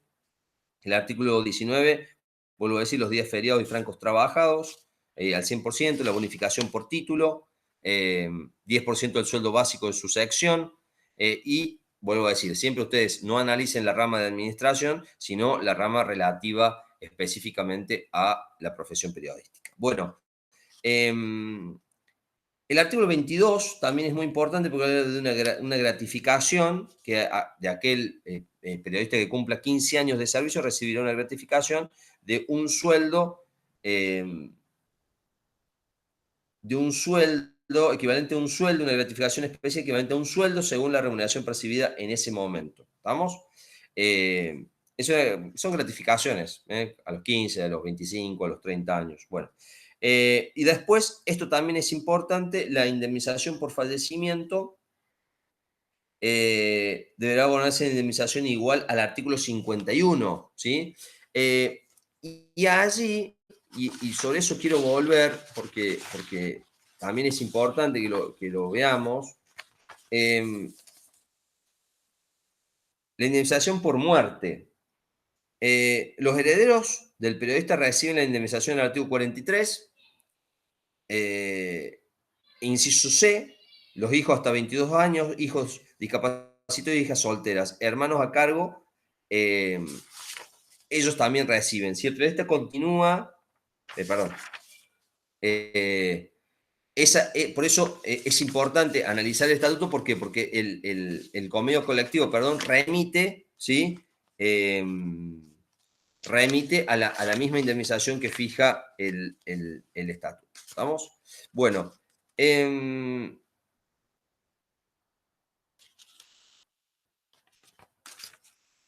vamos al tema de la propiedad intelectual. La propiedad intelectual también es un tema muy interesante porque hoy más que nunca, cuando nosotros tenemos medios impresos y medios digitales, o varios medios que conforman el grupo de medios al cual pertenece el periodista, se suele utilizar su producción en varios medios. Entonces, por eso se establece también que en el artículo 24, que cuando es puesto su trabajo a disposición de otras empresas, se le abona con una suma de 3 jornadas de su salario, ¿sí?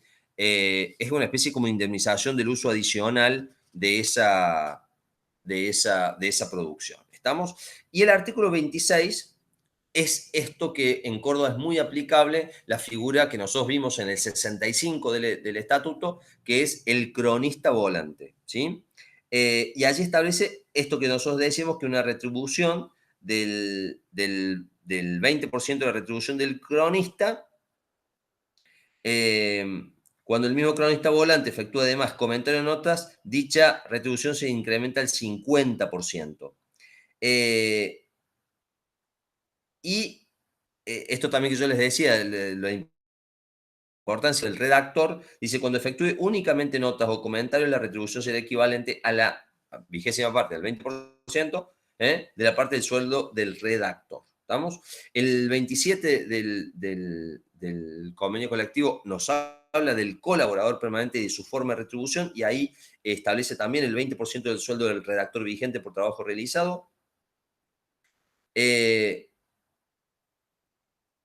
Y establece algo muy importante, que es lo que, vuelvo a decir, hacen los grandes medios: cuando la colaboración sea consecuencia de un trabajo encomendado por la empresa, se retribuirá con la sola condición de su presentación, sean o no utilizadas sus publicaciones. ¿Estamos?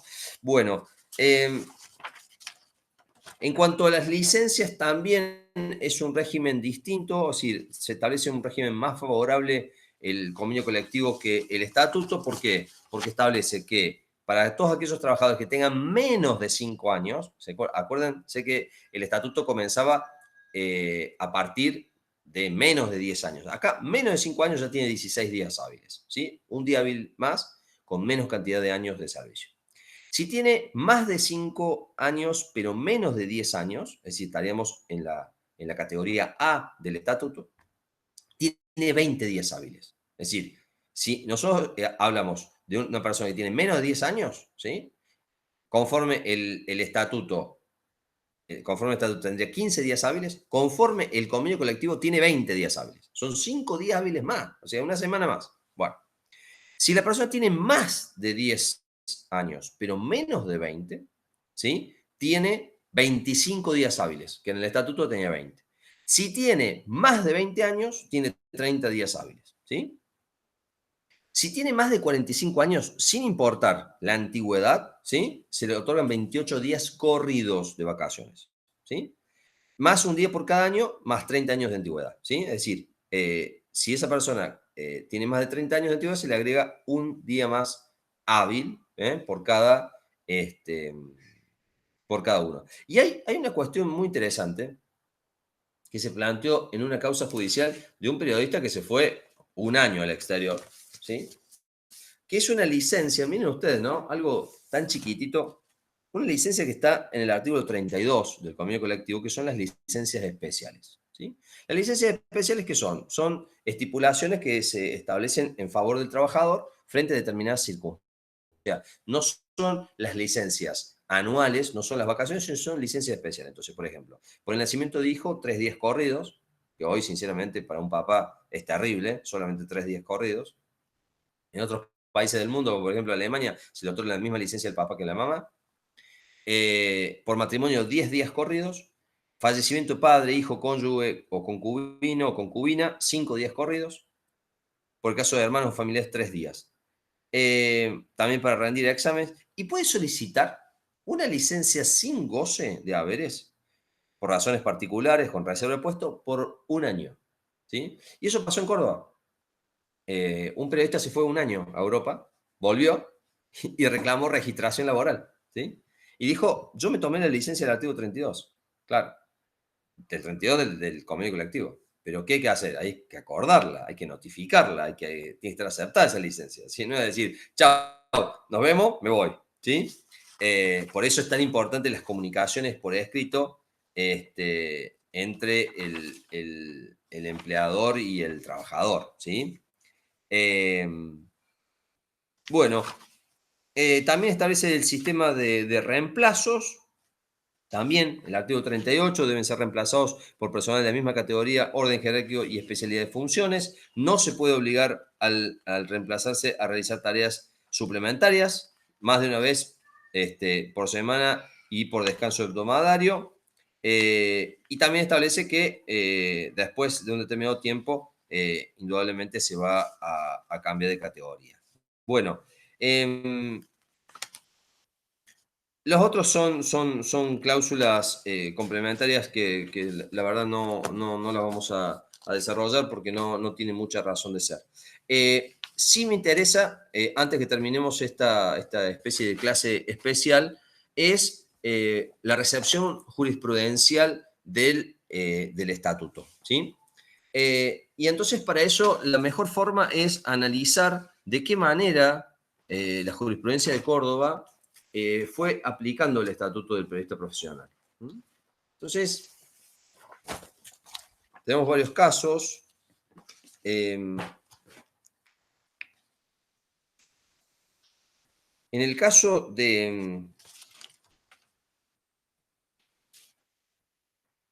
de la aplicación de la figura del corresponsal, tenemos en el caso Ubierna y Zárate, que les dije, Fausto, Jano contra Valor y Karina, que lo resolvió el Tribunal Superior de Justicia, el camarógrafo, corresponsalía y periodista corresponsal. También otro caso en el cual se aplicó la figura del corresponsal es el caso Risler, Miranda contra Estrella Satelital, Sociedad Anónima. Es un despido, se lo resolvió la Cámara Segunda, en la cual acreditó el carácter de corresponsal, eh, y además con todo el merchandising del medio, con todo lo que le daban para hacer las coberturas. Bueno, demostró que era eso, que era una corresponsal del medio de Buenos Aires en Córdoba. Después, la aplicación del artículo 2 del estatuto, en qué casos se considera periodista y en qué casos no. La diferencia entre lo que resolvió la Cámara Segunda de la Cámara del Trabajo en el caso Ambor Mónica contra Círculo Sindical de la Prensa, principalmente tenía que ver con el reclamo que realizó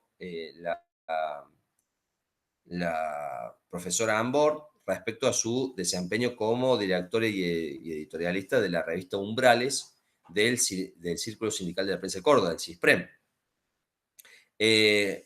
Le fue favorable en el fallo de la Sala Segunda de la Cámara Única del Trabajo, pero resolvió aplicar como sujeto excluido, como aquellos que no pueden ser considerados periodistas profesionales, el Tribunal Superior de Justicia de Córdoba. ¿Sí? Entonces, por eso es muy interesante ese fallo en cuanto a cómo interpreta que más allá de que los fondos que se le otorgaban eran fondos de gastos y no era una retribución, y que ella lo que realizaba era la comunicación de una revista de alto contenido ideológico que tenía que ver con una asociación sindical de la cual ella era miembro de comisión directiva.